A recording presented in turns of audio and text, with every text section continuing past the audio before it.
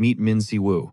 This guy didn't just get lost. He was trapped in a monster-filled nightmare dimension for a solid century. Sentenced to a 100-year grind in absolute isolation, he took so much damage, his body evolved into an unkillable tank with infinite regeneration. After a century of straight torture, he finally clawed his way back to the tutorial tower. But here's the kicker. Nobody remembers him. While he was living through eternal hell, Earth only spun around the sun 10 times.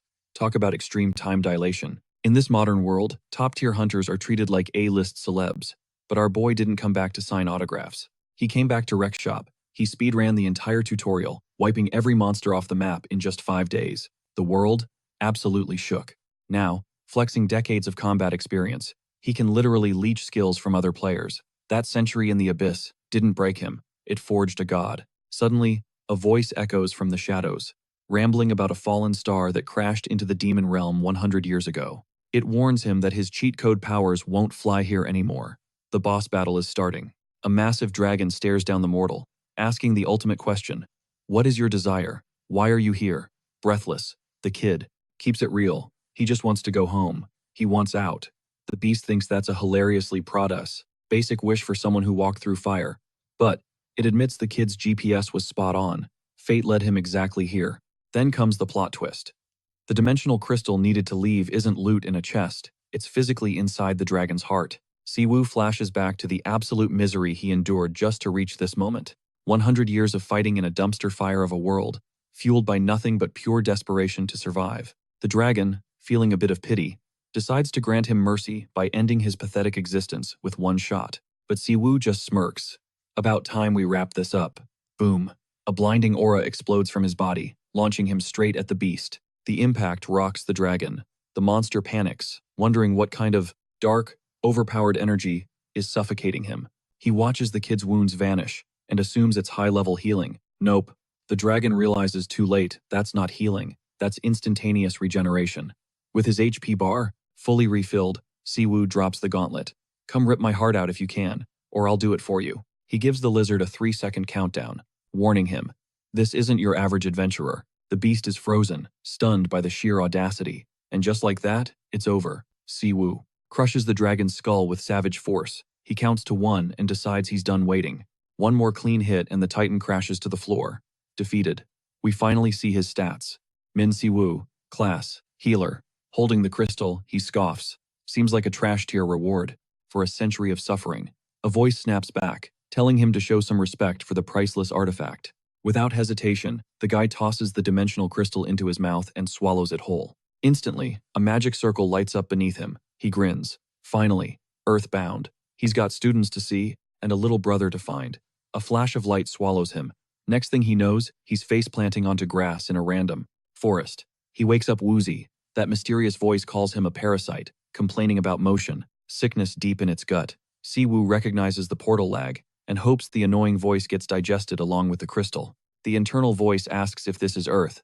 Si-woo confirms it, even though the map looks unfamiliar. He senses a weird mana flow, like a dungeon break. Suddenly, his own mana bar starts tanking. Panic mode.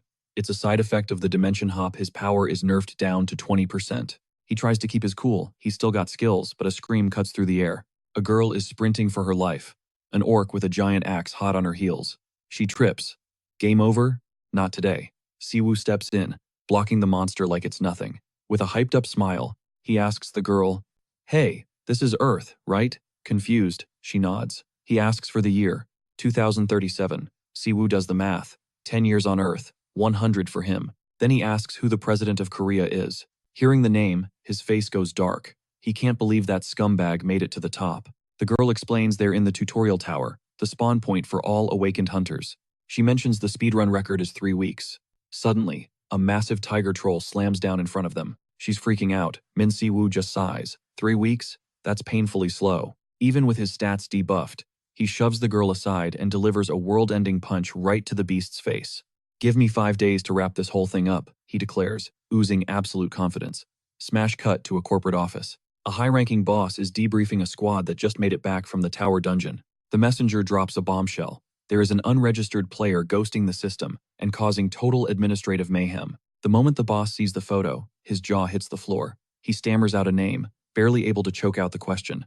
"Is that my brother?" Meanwhile, back inside the tower, Minji-woo locks eyes with the young girl. He hits her with a blunt question. Is she planning to shadow him forever? The huntress freezes, totally stunned. She cannot process what she is seeing, wondering if she is still trapped in some twisted fever dream.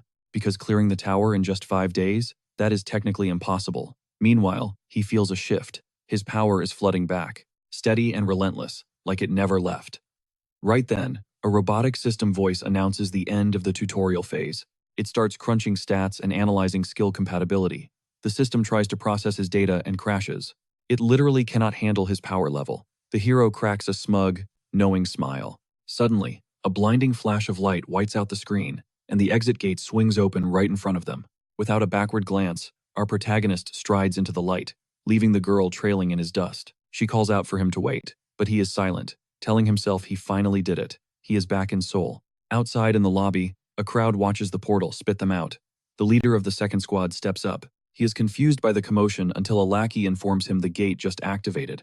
He clocks the girl from the entry list, but the guy is a total ghost in the records. He walks over, and our hero greets him with zero stress. The issue, the guy explains, is that his name is nowhere to be found. He scans the MC from head to toe, and he seriously doubts some scrawny kid cleared the tower. The disrespect is loud and clear. With a crooked smirk, he shoves another guy aside and claims he will handle this personally. He demands to know why he is not in the log. Minji-woo calmly replies that he did not use the front door. The guy snaps, calling him a liar since everyone uses the gate. The hero denies it without blinking, and the tension skyrockets. Pissed off, the guy tries to intimidate the protagonist, getting right in his face, ready to teach him a lesson. He presses for the truth, convinced the kid is using some kind of disguise skill to fool them. So, what is it? The truth? Or things are gonna get ugly? He loses his cool completely, screaming at him to talk. Or basically, he is gonna catch the beating of a lifetime. Instead of flinching, the protagonist just flashes a smile, a mocking grin, telling him to shut his trap because his breath smells like literal crap. The guy is shook. He never expected that clap back. But every tough guy eventually meets a tougher one. Minji-woo cracks his neck and asks if he really wants to get pulverized. He challenges him straight up, repeating that he needs to zip it because the stench is unbearable. The brute turns purple with rage and throws a punch loaded with insults, but our boy catches the fist like it is nothing. He reminds him he gave a warning, and to top off the humiliation, he flicks him, leaving a massive cartoon bump on his forehead. The bystanders are jaw-dropped. Cut to seconds later, and the entire security team is laid out on the floor. While a couple of officers try to figure out what the hell happened, an employee explains the kid just soloed security. The boss demands his location. As the leader of the Empire Guild, he needs to know if the CCTV caught the action. They confirm it and roll the tape. On screen, the guards are being tossed aside like rag dolls, zero effort required. Watching the footage, they are floored by the protagonist's speed. The leader leans in for a closer look. And yep, it is Minji-woo, his brother. He checks the photo and confirms it is him, looking exactly the same as he did 10 years ago. Without hesitating, he barks a cold order. Issue a search warrant and mobilize every single guild member immediately. But do not engage. Left alone, he wonders where on earth he has been all this time. Was he kidnapped? Did he run away? He tries to predict his next move. Later, he chats with the huntress who exited the tower with our hero. He asks if they cleared it. She confirms, but admits she was basically carried by the guy. He figures she got a solid perk. She reveals she feels like she unlocked an A-rank ability. He decides she is worth scouting and offers her a contract with the Empire Guild, right on the spot. The girl is hype. She can't believe the top-tier guild actually wants her on their roster. She accepts instantly. But a voice cuts through the celebration, announcing that Empire, due to their actions. This doesn't look like a team, it looks like straight-up street thugs. He spins around, annoyed, and gets in the guy's face. Watch your mouth. The girl is shaking in her boots. Suddenly, a white-haired hunter makes an entrance, dripping with sarcasm. My bad, he smirks. Meet Ryu Ji-hwan, an S-class powerhouse and master of the Gyumgang Guild. A second later, another big shot rolls up. Choi Sung-il, also an S-class hunter, and master of the White Lion Guild. He mentions the association called them all in. They scan the area, eyeing the security guards, who are flat on the ground. Gotta be the work of that mysterious, unregistered, awakened one, right? Ryu squats next to a body. Whoever this guy is, he muses. He sure knows how to make a loud, messy entrance. Choi nods. They need to track this guy down. He's a goldmine. He admits he's itching to recruit him. Ryu busts out laughing. Let's make it a race, he challenges. First one to spot him, keeps him. He's implying the competition is gonna get ugly. Meanwhile, the protagonist's brother watches the whole showdown in silence, radiating barely contained rage. Choi decides it's time to split up. Ryu flicks his business card to the girl, who's still in shock. We'll be in touch, he promises, then bounces. Outside, a blue-haired kid is waiting. He sees Ryu approaching and asks, "How'd the meeting go, boss?" His master barks an order. Round up every S-rank hunter in Goomgang. Form squads, send them out. We've got a target to find. The kid asks who exactly they're hunting. Ryu cracks a mysterious grin. His eyes go dark. Not just anyone, he reveals. We're after the cursed bloodline of Min Se-jun, leader of the Empire Guild. Smash cut. We see our hero, strolling solo through the busy city streets. The parasite immediately starts gripping. 100 years. And your first move is eating chicken? Our boy just keeps chewing, happy as a clam. Zip it, he mumbles. I'm recharging my humanity here. Back on the move, the creature asks, "So, what's the plan? Where are we headed now?" He gets serious. Isn't it obvious? He stares off into the distance. There's only one place to go. Home. He stops in front of a house. It's old and beaten down. This is it, he confirms. Hesitating for a split second, he pushes the wooden door. It creaks open. A voice echoes in his head. Welcome back. Cue the flashback. He sees his parents greeting him after a long day. He sees his little brother sprinting over when mom calls him. A glowing memory of a family dinner, everyone smiling. But then reality hits like a truck. The place is trashed. Abandoned. Empty bottles and cobwebs everywhere. It's a depressing sight. He stands in silence, taking in the wreckage with a hollow, sad look. Later, leaning back on the porch, he sighs. I can't even remember my parents' faces anymore. They say forgetting is a blessing. But for him, it's a straight-up curse. He fought for 100 years without a break. His body froze in time and his senses dulled. Terrified of losing himself, he clung to his memories like a lifeline. His brother's face, his precious disciples. Those memories stopped being the past and turned into obsession, regret. But he was okay with that, because that was the only thing keeping him sane for a whole century. The parasite starts complaining again. It's freezing here. The demon world was way warmer. The hero claps back. Yeah, but the demon world didn't have chicken. He notes he won't be staying long. Time to move. He decides his next move is checking on his disciples to see what they've been up to for the last 10 years. He hopes his brother, Se-jun, is all right. Suddenly, a shout shatters the silence. Busted. A squad of hunters rolls up. Our hero quips, took you long enough. The leader steps up, demanding to know if he started the brawl outside the tower. Another guy sneers. What, you want a medal for that? They claim they're with Goomgang. Our boy couldn't care less about the name. When one guy threatens him, he fires back. You should be walking on all fours. It'd match that face of yours. He doubles down. Guess they're letting gorillas become hunters these days. The hunter snaps. That's it, he roars. I'm gonna teach you a lesson. Glowing with green energy, he lunges forward, aiming a haymaker right at the hero's face. Bam! The fist slams into nothing but air. The hero is gone. His buddies start laughing, thinking the dude got sleep-moded with his hands still in his pockets. Turns out, that lightning flash skill doubles the user's speed. The MC asks the parasite if it's hungry for a snack. The creature gives the green light. It's the first meal since they touched down. He launches straight up, leaving the redhead hunter totally shook. Blink and you miss it, he reappears right behind him. The guy screams, having zero clue what just hit him. One surgical strike sends him face first into the pavement. He's coughing up blood from the sheer force of the impact. While his squad scrambles back in terror, the hero looms over the body, queuing up his next dark move. He reaches out and gives the order to his predator. Feast. A circle of dark magic erupts out of nowhere, catching every hunter in the vicinity off guard. Predator mode activates, ripping the skill straight out of the defeated enemy. He's stoked it works on Earth. Even if the parasite complains the flavor has nothing on fried chicken, one trapped hunter is twisting in agony, proving the power difference. Another barks orders for the group to rush him. Perfect time for a test drive. The hero takes the parasite's advice and fires up his shiny new power. Using lightning flash, he becomes a blur, dropping multiple hunters simultaneously. One guy snaps, charging in with a knife skill. The hero stops him cold and lands a clean knockout shot to the jaw. He roasts the dull blade before extracting the vital strike skill for himself. Another hunter tries a sneak attack during the distraction, but our boy claims that skill, too. Right then, a desperate voice screams his name, forcing him to freeze.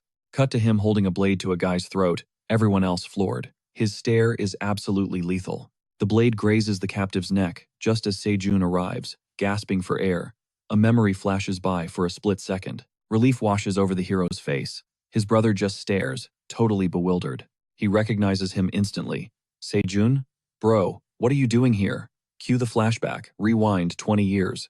Out of nowhere, a gate ripped open on Earth, spewing out monsters that plunged the planet into total chaos. But it wasn't all doom and gloom. The rift awakened dormant powers in some humans. The first generation of hunters was born. After losing his parents, Min Seong didn't hesitate to join up. He had to provide for his little brother.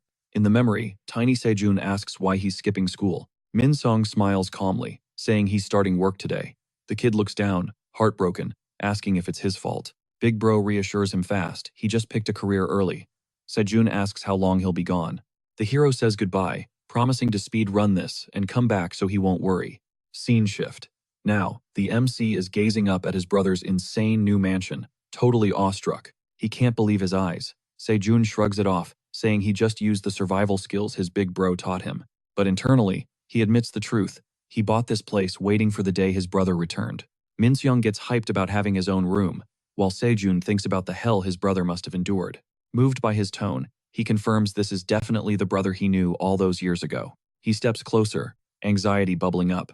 Where have you been? What took so long? The MC smiles, telling him to take a seat. He's got 100 years of lore to drop. In the living room, he summarizes the trip. He got transported to another world and found a parasite that can jack skills. Thanks to that creature, he slayed a dragon and used a crystal to get back home. He wraps up the story while eating, adding that the predator is currently living inside him. Sejun goes pale. Are you possessed? Min Seong denies it calmly. Not possessed, just a parasite. He tries to reassure him that, despite how crazy it sounds, he's totally sane. Sejun nods. He trusts him, and honestly, he's just happy his brother is back. The vibe gets heavy instantly when Sejun mentions that scumbag, Choi Dae-soo. He asks how that guy became chairman. Sejun explains he stole all the credit and wrote it straight to the top. Teeth grinding in rage, Min Seong wonders what the rival's next play is. He asks if the attackers were working for that one-eyed rat. Sejun shuts that down, they're from a different crew. There are 7 major guilds total, and his own, Empire, is one of them. Then Sejun name-drops Jeonggan as another top guild, and Min Seong catches the irritation in his voice. Siwoo takes a beat to ask about his old crew. The vibe shifts instantly bitter. Everyone went their separate ways ages ago. Zero contact since. One headed back to the motherland. Another sold out to join Dae-soo. But someone's missing. Siwoo drops the name. Where's Min-jun? Sejun's face goes pitch black. He drops the bomb. He was murdered. The news hits Siwoo like a freight train, leaving him stone cold. Who did it? But his brother shakes his head dead end. No killer ever found. The body just vanished into thin air. The leading theory? Another hunter did the deed. Even a top-tier special agency dug into it but came up empty-handed. Siwoo frowns at the acronyms. What agency? Sejun breaks it down. It's a massive international organization, specializing in hunter-on-hunter crimes. Basically, the police for the superpowered. Suddenly, a spark ignites in Siwoo's eyes. A dangerous glint. You got a plug in there? Sejun nods, offering to pull strings, but begs him not to go rogue on a suicide mission. The MC appreciates the assist, but clarifies he's not just looking for intel. His brother pushes back hard. Hunters fight monsters. Siwoo, we don't play detective. He tries to bench Siwoo, telling him to rest, but Siwoo shuts that down immediately. You forget I spent 100 years fighting for my life in hell. With a gaze dark enough to swallow the room, he declares there's nothing he can't handle and nothing he won't do. Sejun gulps, suddenly remembering the terrifying nickname the world used to call his brother. Defeated, he agrees to patch him through to an agency admin. As he dials, he realizes his brother's aura has completely shifted. It's lethal now. Suddenly, Siwoo spots a familiar mug on the computer screen. Sejun drops the guy's current name, but the MC shakes his head, claiming that's definitely an alias. Cut to 2 days later, a man storms into the office, absolutely fuming, and starts chewing out the rookies. He's losing it because higher-ups dumped a new recruit on him with 0 evaluation. He's grumbling, ranting about how back in his day, being a hunter actually meant something. The new guy has heard this boomerang spiel hundreds of times, but the boss has the replay button stuck. He starts bragging about that one time his squad almost got wiped out thinking they lost their ace, until this god-tier healer showed up out of nowhere and clutched the win. While he's lost in nostalgia, a voice cuts through. Hey, Siwoo steps up, looking him dead in the eye, and asks why he decided to change his name. The boss freezes, totally thrown off. With a crooked little smirk, Siwoo asks, don't you remember who saved your life? The team leader stammers, Min Siwoo? Then, pure terror kicks in as he screams the nickname that haunts his nightmares, MAD. Dog! A flashback rips through the screen, showing Siwoo's healing power wasn't just strong, it was terrifying. The team leader quickly clears his throat, trying to regain composure. He introduces Min Si-woo as the new recruit. But the guy is a wreck, sweat beading on his forehead, as he orders the team to give the rookie access to whatever he wants. Two squad members exchange a confused glance. The boss is acting super sus, and one whispers that this rookie definitely isn't just some random guy. Suddenly, the boss barks at one of the girls, ordering her to the conference room immediately. As they walk down the hall, the gossip spreads like wildfire. Is the new guy an S-ranker? Once inside, the whole squad tries to suck up to him, offering coffee, uniforms, you name it. Si-woo, looking totally unimpressed, just asks for a cheap mixed coffee. Then, the data admin turns to the leader, asking exactly what files the newbie is cleared to see. Si-woo cuts in, taking charge. He demands they pull up every single file on deceased hunters. The request sucks the air out of the room. The woman turns, ghost pale, but the boss snaps at her to just do it. He assures her the rookie can handle it, while she thinks she doesn't even recognize her own team leader anymore. Trembling, she asks if Si-woo is only looking for cases of hunters killing hunters. Bingo, he confirms, adding that he also wants the list of every killer currently on the run. His internal monologue kicks in. Only a high-level awakened could have taken out his student. The mission is simple. Find the scumbag who did it. The girl asks where to send the terabytes of data. Just shoot it to my phone. Right then, a knock echoes through the room. A guy bursts in the cops are screaming for backup because a gang war just popped off. The leader rolls his eyes, thinking it's just some low-level thugs, but the messenger drops a bomb. One of the gangs is Cerberus. The boss lets out a heavy, defeated sigh, while Si-woo frowns. The hell is a Cerberus? The data girl explains they're a notorious syndicate, tied to everything nasty, arms dealing, contract killings, and even human trafficking of hunters.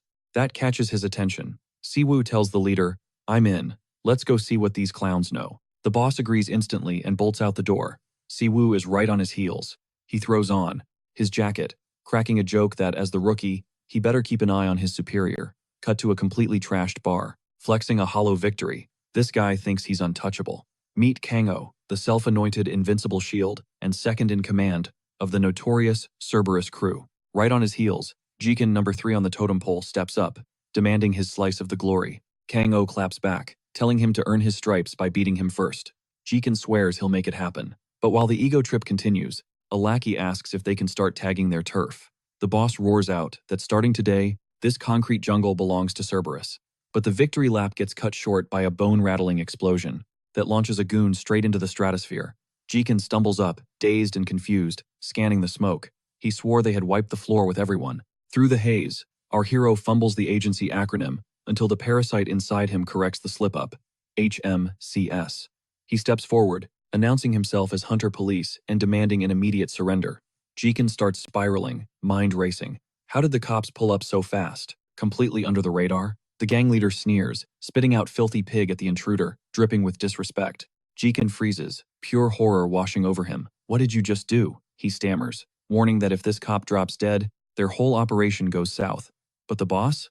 He couldn't care less. Suddenly, the silhouette clears, revealing the protagonist casually cracking his neck, sending a chill straight down the leader's spine. Flashing a twisted grin and eyes glowing with raw intensity, he dares the boss to bring the heat.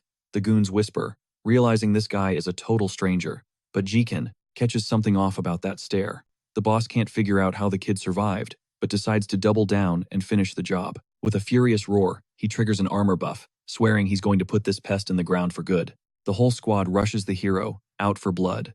But in a blink, the perspective shifts, the boss plunges into a dark void. Standing before a river, an old man watches from the far bank, calling out to him. The elder waves eerily, and the boss screams in despair. Back in reality, the defeated leader is hallucinating his grandpa while the hero delivers the final blow. He yanks the guy up by his hair, zero mercy, and orders him to join the pile of bodies scattered across the pavement. He turns to the last man standing, letting him know he's the only party guest left who hasn't been folded. The parasite hums, noting the thug's skill looks delicious, suggesting the predator take a bite. The desperate goon screams that they're just hired muscle, asking what the hell this is all for. The protagonist scoffs, saying, yeah, he figured that out, they look like a bunch of total amateurs. Confused and shaking, the man begs for a reason. The hero shrugs, he just wanted to test the criminal's strength and do some weeding in the city. Right on cue, the team leader rushes onto the scene, breathless and visibly panicked, asking if everything is all right. One look at the carnage sends the leader into shock, while the hero casually complains about their slow response time. He mentions he left one alive, but the rest? sent straight to the afterlife. The terrified boss can't wrap his head around how the kid is so chill after a massacre like that. Then it hits the rookie. He forgot to turn on his body cam, and he is still on probation. He quickly asks the boss to handle the cleanup, and the guy, scared out of his mind, just nods. The hero points out the blood on his gear, and the leader, hiding behind a wall of nerves, agrees to whatever he says. Finally, a call comes in. Cerberus has been wiped off the map, and Jeekin is dead. On the other end of the line, a rank A hunter from Hong Kong demands a name. Cut to the international airport, where the hunter Good just touched down. Flanked by his squad, he marches straight toward the rendezvous point. An agent from the South Korean Hunter Association tries to offer condolences, but Good has zero patience for formalities. He wants his brother. The agent explains that Hunter Forensics is holding Jeekin's remains, labeling him a suspect. Good curls his lip into a mocking smirk. It's almost funny they'd talk about his brother like that. Then he drops the hammer. Was it an HMCS agent who killed him? The official stays dead silent, unable to spill that kind of intel. Annoyed, the redhead switches gears, asking if he's at least free to leave his hotel whenever he wants. The answer is a hard no that would violate the law and trigger immediate deportation and a fine. The message is loud and clear. Pay your respects and get the hell out. Ignoring the warnings, he calls up one of his guys, Yen Fan. The response is instant, and the order is ice cold. Find the target. As he walks away, his eyes burn with pure hate. He swears he's going to rip the heart out of whoever killed his brother. The scene cuts to Min Seob, asking his brother, Sung, if someone raided Min Seob's stuff. Sung nods, explaining that a couple of days after the hit, the house was completely cleaned out. He adds that every hunter's mana is like a fingerprint, and the killer wiped everything to cover their tracks. Min Jong wasn't just digging in the dirt, he was a legitimate archaeologist. But here's the kicker. Every single artifact that could hold a trace of his mana, poof, gone. Min Si-oo isn't buying that narrative. He thinks the killer wouldn't go through all that extra drama and suggests it was probably just some random loot goblin. Se-yeon looks absolutely shook by the idea. To drop the mic on his argument, he flashes the inventory of missing goods, stacked with high-tier loot, and asks who would be crazy enough to risk that much heat. Min Si-oo, completely unbothered, claps back. He says if he was the killer, trying to scrub the mana signature, he would have just torched the whole house. Se-yeon pivots, asking, okay, but what if a scavenger broke in after the place was empty? Min Si-oo nods, noting he's seen that exact scenario in the archives. He decides to pay a visit to some local fences, even though his brother insists it's a dead end since the case is ancient history. Flashing a cocky grin, Min Si-oo says you never know until you try, and promises to be back by nightfall. But literally 2 seconds later, he's cringing inside, realizing he sounded way too overconfident. The parasite immediately starts yapping about the lack of progress, and decides it's driving the bus now. It steers him down a path straight into a dead-end alley. Our MC starts roasting the entity, but then he catches a vibe nearby. A goon is debriefing his boss on recent events, asking if the boss heard the rumors. They're venting about those HMC scumbags launching raids on the black market dealers. One got snatched just yesterday. The lackey explains they don't even need a warrant, and get this, they're authorized to flatline any awakened criminal who resists. He suggests laying low and stashing the merchandise, since the feds are specifically hunting for stolen hunter gear. Cue Min Si-oo crashing the party. He busts in, shouting that he'll be the one taking that inventory. The lackey freaks out, instantly recognizing the HMC nightmare who's been spearheading the raids. The protagonist demands answers, but the boss barks an attack order. The goon hesitates. His skill set isn't built for PvP, but he makes a frantic call. Suddenly, the squad rolls up, asking if the boss is good. The boss bursts out laughing, telling Min Si-oo he made a fatal glitch coming here solo, and he's about to be fish food. Surrounded in the tight alley, our boy scans the crowd, looking totally unbothered. He thanks them for saving him. The hassle of hunting them down one by one. Golden energy starts to flare up as he tells the parasite that vacation time is over. He orders it to charge up the ultimate ability. The entity tries to negotiate for a snack. With a magic circle lighting up the pavement, Min Si-oo takes the deal. Power surges around him. The thugs recoil from the blinding light as the MC unleashes a massive shockwave. A colossal golden blast detonates, flooding the narrow alley. The explosion is so bright it's basically a flashbang. Debris goes flying and the henchmen drop, fried to a crisp. One survivor, shaking on the ground, looks up and stammers, "What kind of monster are you?" Min Si-oo flashes a sinister, menacing grin. He asks if the guy means him and introduces himself as the Mad Dog. The parasite gloats, claiming everything goes smooth when it's in charge, but the MC calls it dumb luck. Suddenly, the entity pings mana on an item. Min-siu confirms he finally secured his disciple Min Yong's belongings. The stash includes research notes, but the lock is magically sealed, requiring the owner's specific mana signature. The parasite gets salty about not being able to read it, but the protagonist clarifies he was only after the mana stored inside the book. Wasting zero time, he dials Byung-gu to tell him he's got a bundle of criminals gift-wrapped and ready for pickup, and tells him to bring the whip. After hanging up, he mentions one last stop and vanishes into thin air. Hard cut to a secret location. It's an underground market where people freely trade. Skill Intel, a neutral zone known on the streets as Black Heaven's Fall. Inside, a mysterious woman is shuffling a deck when she suddenly catches a vibe. It's the High Sorceress Mu Mion, one of the 12 leaders. She smirks, sensing someone interesting is about to pull up. The MC scans the venue calmly. Nothing has changed in 10 years. Not a single new crack, not a detail out of place. But the parasite isn't chilling, it's twitchy, itching for a brawl, hunger pulsing with a desire to devour everyone. In the courtyard, all eyes lock on him the second he steps in. He's definitely turning heads. Still, he makes one thing clear. This is a neutral zone. No PvP allowed. Then, Mumion steps up and greets him casually, like no time has passed at all. Been a while, she says. She hits him with that inviting smile, confessing she's been waiting for this moment. Then she waves him into her room. Things are getting spicy. Folks, let's roll. Once they're inside, she drops the nostalgia card, telling him he hasn't aged a day in 10 years. Our MC claps back instantly. Curious, she tilts her head, dying to know what kind of power kept him away for so long. But he shuts that conversation down with zero chill. He slams the diary on the table and orders her to extract the mana from it. She actually digs his cold attitude, mostly because he cuts straight to the chase.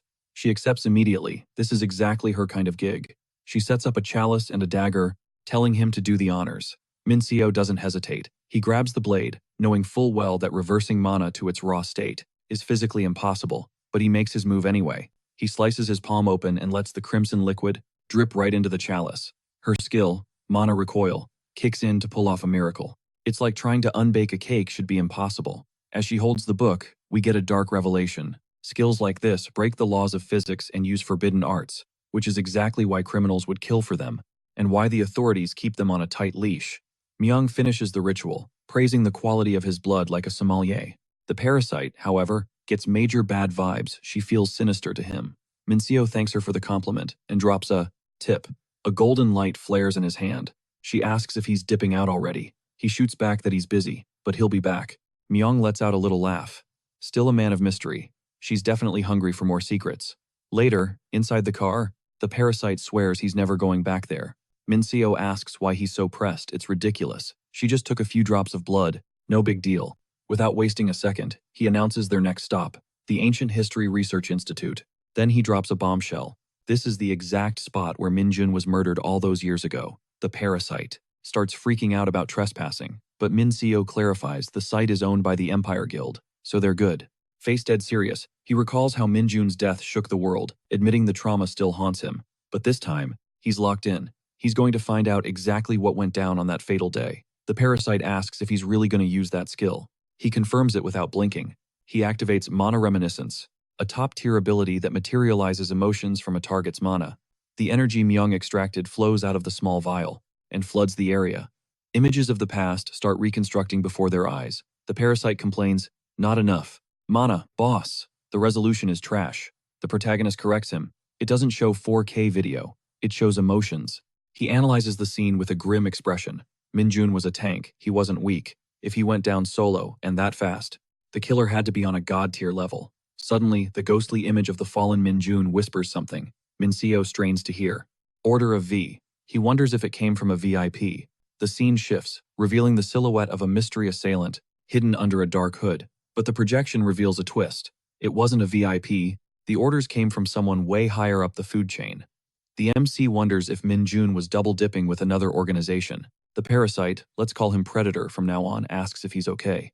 The entity remembers MC talking about his disciples for a century and how he hunted for them the second he got back. Predator finds it weird he hasn't shed a single tear. The MC asks where he's learning to talk so smooth, and the thing claims he learned it from watching Netflix. But the entity senses the raging emotions and asks why he's burying them. He replies that he's fine. Maybe 100 years of war just broke his mind. Right on cue, the door slams open. A masked dude calls out his name and confirms the ID. says he was hard to track down, and someone is dying to meet him. Minso crosses his arms, thinking it's pretty arrogant to show up with only 6 goons. The masked guy flinches for a split second, shook by his perception skills. He composes himself and cuts to the chase. The hunter has 2 choices. Option 1, come quietly in cuffs. Option 2, fight, lose an arm, and get dragged out.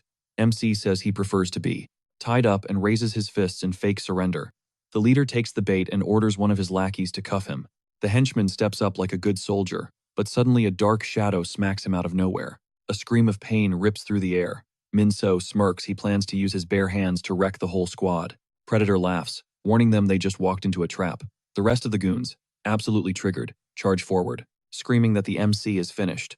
Just then, a booming voice echoes out, ordering an immediate ceasefire. Gu, the redhead, drops in wrapped in a crimson aura. He declares this fight is his, because that prey belongs to him. Our protagonist barely cracks a smug smile. The hunter's dramatic entrance is just. The style is definitely sleek. The guy called Brotherless locks eyes on the protagonist and drops the big question. Is he the hotshot hunter from the HMCS agency? No small talk here, he demands to know if this is the guy who iced his brother, Jikin. Min Si-woo plays it cool, claiming he has no clue. Then, he drops the temperature to sub-zero. He never bothers learning the name of the trash. Before he sweeps it out, that line snaps something inside. Good, pure hatred takes over. He stomps the ground, so hard the concrete splinters, screaming bastard at the top of his lungs. Then he launches a full-scale assault, swearing to rip the MC's heart right out of his chest.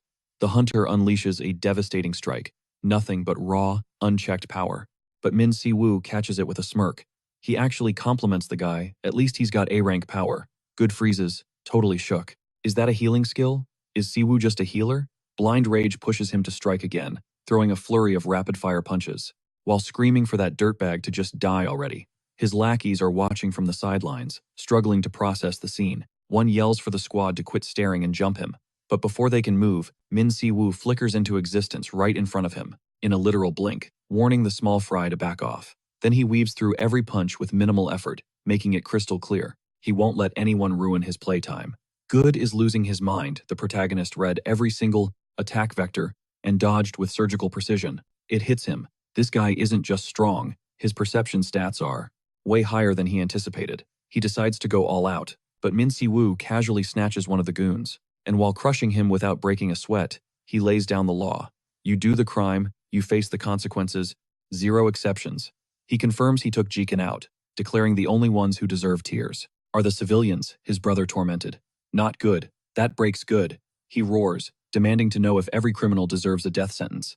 He screams that Jikin had no choice, that he turned to crime just to put food on the table. With his arm glowing with pure rage, he vows to make Si-woo pay for ruining his brother's life. He triggers 1,000 assassinations of Angia, focusing all his mana into one massive nuke. Min Si-woo instantly realizes there's no dodging this one, so he demands a skill from Predator, who grumbles about being overworked. Right on cue, the protagonist activates Neutralize, and a gigantic magic circle unfolds, completely deleting the incoming attack. The energy just vanishes. Good stands there paralyzed, wondering if he just got hit with a dispel spell. A henchman panics, yelling for a group rush, but Min Si-woo is already in Good's face, shutting down that repetitive sob story for good. A blue aura wraps around his fist as he drives it, dead center into the hunter's chest. The impact sends him flying. His crew starts screaming in desperation, battered but not beaten. Good stumbles up and claims the fight for himself, ordering everyone else to stay back. Brotherless thinks Min Si-woo is tapped out on mana and decides to finish this with hand-to-hand combat. With a war cry, he charges up some spinning energy and leaps, but the MC stops him cold with a simple punch to the face, delivering a dry, "Don't even try it." Then he unleashes a combo, so tight, Good can't even cast a skill. He even takes a second to whine about the old building, asking if this criminal trash is going to cover the repair bill. The hit launches Good backward, while the MC does a mid-air flip. Seeing an opening, Good screams at his lackey to tie Min Si-woo up like yesterday. The guy complains about the late notice but fires off his containment chains anyway. Red chains shoot out, wrapping the protagonist tight, locking down his arms and body. Trapped, he hears Good's subordinate, yelling that he's going to tear him to shreds so he can't heal. But the MC just congratulates him for following his brother's footsteps and becoming a criminal too. A golden magic circle lights up under his feet as he triggers lifesteal, draining the target's vitality. The redhead shrieks in agony as his HP gets vacuumed out. The protagonist absorbs it all. The guy's body withers and ages decades in seconds. The henchman freaks out, refusing to believe a simple healer has that kind of kit. So, the protagonist spells it out. That was his first awakened skill. And he ain't your average medic. It's not just about healing. He controls the very essence of life force. Flashing a power-tripping grin, he reveals his true class, Life Mage. He pivots to the last goon standing, who's desperately begging for mercy. Min Si-woo hits him with a flat, no, and knocks him cold with a single tap to the dome. With everyone laid out, he scans the room, wondering if he missed anyone. Suddenly, he remembers. He adjusts the cam on his belt, praying it's still recording, and talks to Byung through the feed, making it super clear the bad guys swung first, and this was totally self-defense. The scene cuts to Byung's squad watching the live stream, jaws on the floor. Dude practically chokes on his lunch, spitting it out as the crisis hits. The agent fesses up he fat-fingered the go live button instead of hitting record. Total disaster. The suits at the ministry are dissecting the footage, baffled. Since when does the HMCS do live streams? A guy explains it's part of some desperate recruitment PR stunt pushed by Global HQ. The plan was in its flop era, failing to create any content that actually hooked an audience. An officer scratches his head. Why would a god-tier talent sign with the HMCS? But he gets cut off. A woman drops the bombshell. The guy who got smoked on that stream, that was good? From Hong Kong's Red Light Guild. The doors slam open, and the whole room snaps to attention. A heavy hitter walks in, apologizing for the wait. It's Choi Dae-soo, the president of South Korea, and he's here to get the full sitch. Fast forward a few days to the Empire Guild's cafeteria, which is absolutely buzzing. Sejun sits across from his brother, asking if he can hear the gossip mill churning around them. The main character? Unbothered. Total tunnel vision on his food. He cuts in smoothly. Ignore the haters. Just eat. He even hypes up the cafeteria food, joking he could crush lunch here every single day. Then Sejun gets down to business. That accidentally live-streamed beatdown of good, it went totally viral. Lucky for them, he explains. The camera quality was so potato and shaky that his face is a blur. Still, he's sweating bullets about what happens if Choi Dae-soo connects the dots, so he begs his bro to keep a low profile. Min Si-woo gives a chill nod, snagging a piece of rolled omelet with his chopsticks. He's riding with whatever his brother says. Then, he feeds the omelet right to Sejun, catching him off guard. Sejun turns bright red, totally awkward, but his brother reminds him that no matter how old he gets, he's still the baby bro. Suddenly, a squad pulls up to the table, greeting the guildmaster. A huntress, Shin Yi-soo, bows deep with gratitude. She claims she unlocked an A-rank ability, all thanks to him. Sejun notices Hunter Sok is rolling with them and asks if they're headed to the rookie seminar. He takes a second to introduce the crew, Cho Hamin from White Lion Guild and Hunter Yamato from Frost Soul Guild. Finally, Sok steps up, saying it's an honor to meet the famous Min Si-woo. He mentions hearing about his crazy stats at the HMCS, and the protagonist returns the polite vibes. But Hamin decides to kill the mood. He asks if this guy is really the star rookie. Everyone is hyping up. He questions if Si-woo is really the one who flattened good on video, adding that he seriously doubts it. With a twisted smirk, he points a finger and declares Min Si-woo looks weak as hell. The other hunters freeze, totally shocked by the disrespect. Sejun says his name with a warning tone, thinking it's way out of line to pull up and start trash-talking like that. Hamin defends himself, claiming he's just asking questions. Sok tells him to watch his mouth. Tension is spiking. Sejun threatens to report this behavior to his master, Sung-yeol. But Hamin doesn't even flinch, proudly flexing that he's the direct apprentice of Shaolun, leader of the Black Water Lotus. Hearing that name, the protagonist stops eating instantly. His eyes lock on the kid, Shaolun, his old disciple, one of the youngsters he trained ages ago. Hamin is about to keep bragging when the protagonist starts slow clapping, dripping with sarcasm. Enough of this performance. He stares him down and drops a bomb. If your master didn't teach you manners, maybe he at least taught you how to fight. Hamin explodes, furious that someone would mock his teacher to his face. In a blind rage, he jumps up and kicks the table violently, making everyone jump. With eyes dark with anger, he threatens the MC to watch his back tonight. Seok goes into full panic mode, apologizing profusely for Hamin's toxicity. But Sejun waves it off, telling his brother to just ignore the idiot. Si-woo is the picture of calm, saying the kid behaved well enough. Inside, he's smirking. After all, this kid is his apprentice's apprentice, his grand student. He'll let it slide this time. Cut to an office scene. A man confirms he's marking the case closed. The HMCS branch director, Baek Gun-ho, asks what brings a visitor here. This could have been an email. The guest is Sung-il, master of White Lion, here to apologize in person for the incident. He starts making excuses for his members' disrespect, but Bake cuts him off. He smiles and downplays it. No fight, no blood. So no formal apology needed. However, he tests the waters, asking if Sung-il is actually here to poach the new recruit. Gun-ho explains the rookie is too valuable and has already been deployed on prison escort duty for awakened criminals. Sung-il says it's a shame, noting it's rare for a center to lock down talent that fast. The correctional facility sends out an SOS to the HMCS. The director gives the nod until now. These messy jobs were always farmed out to the major guilds. Scanning the report, he figures the tides are finally turning. Sung-il rises from his seat. He asks if he can dispatch Jaemin to apologize in the flesh. The director agrees instantly. It's the perfect PR move to smooth things over. Sung-il signs off, thanking him for the time. Gun-ho wishes him a safe trip, but the act doesn't fool Sung-il. He knows the old man is stashing that recruit, and he vows to hunt him down, whatever the cost. Immediately, he gets Miss Seo on the line. His order is sharp. Prep Jaemin for a field op. She asks for the drop zone. The target is clear. Incheon City Correctional. Meanwhile, the scene shifts. Outside the slammer, a guard is roasting in the heat, griping about the weather. He wonders why the HMCS still hasn't deployed a soul. His partner assures him they're inbound, but the first guard switches gears to trash talk a new inmate. He's livid instead of behaving. This guy is a total nightmare. Name's Jerry Volk. Came in quiet, then snapped and flattened 5 guys in a heartbeat. Inside the hole, Volk eyes the cuffs digging into his wrists, contemplating his next move. Suddenly, a rat scuttles up, whispering a message. The escape is set. There's a job waiting on the outside. Volk doesn't blink. He lifts a boot and stomps the rodent flat. Yet, the voice persists. All he has to do is unleash total anarchy. Under a light drizzle, the main character pulls up to the complex, scanning the perimeter. Target confirmed, Incheon Correctional Center. Suddenly, Jaemin storms into the prison like a hurricane, screaming that the prisoner is already gone. He curses the sloppy transport job, wondering why the hell Sung-il even sent him here. Then, in the distance, he spots a bus and points aggressively. Is that the one? The guard nods. Jaemin clicks his tongue, jumping back into his ride, grumbling that if they cross province lines, he's demanding overtime pay. He slams the gas, roaring that Sung-il better pay double for every extra hour. Cut to the interior of the bus. The MC sips his drink, cool as a cucumber, and calls out to the prisoner. Jerry Volk snaps back, ordering him to drink in silence. But the kid drops a simple no. Volk calls him an arrogant brat, asking if he's supposed to be the warden. At the next facility, Min Si-woo, totally unbothered, repeats no, while loudly slurping his drink.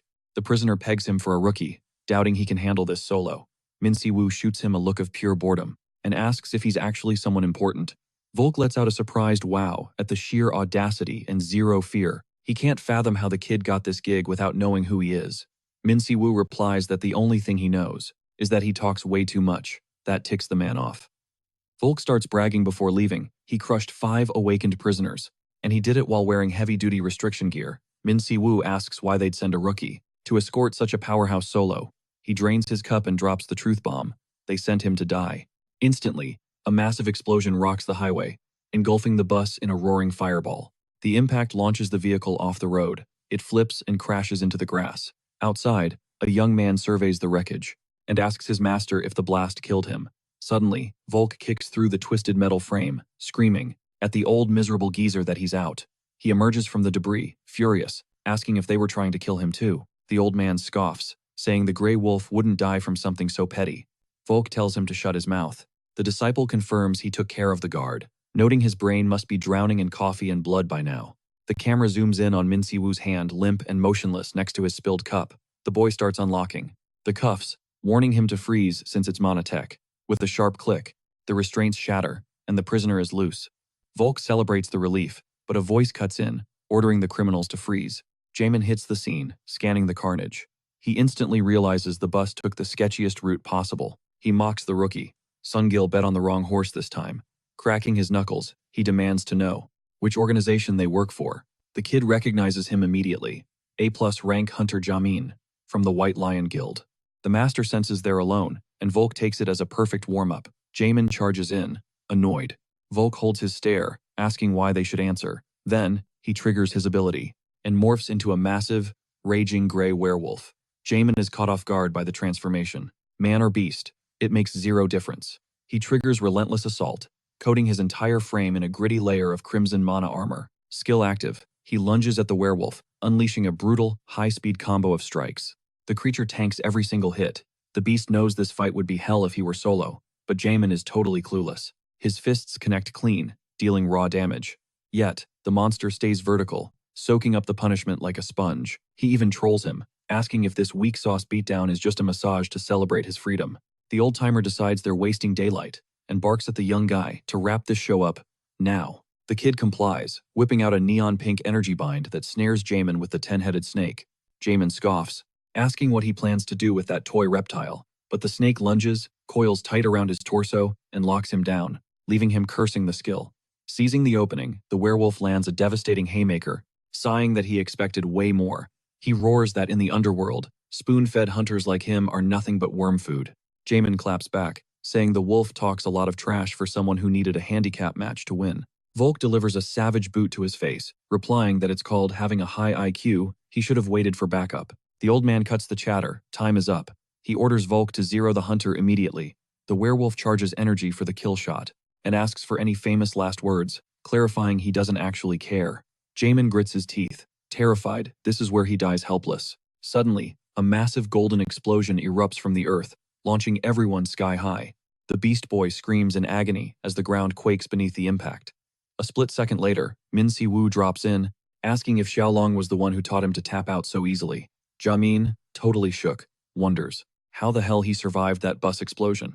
Min Si Woo complains about the camera angle, while Predator roasts him, telling him to buy a magnifying glass, if he's already going blind.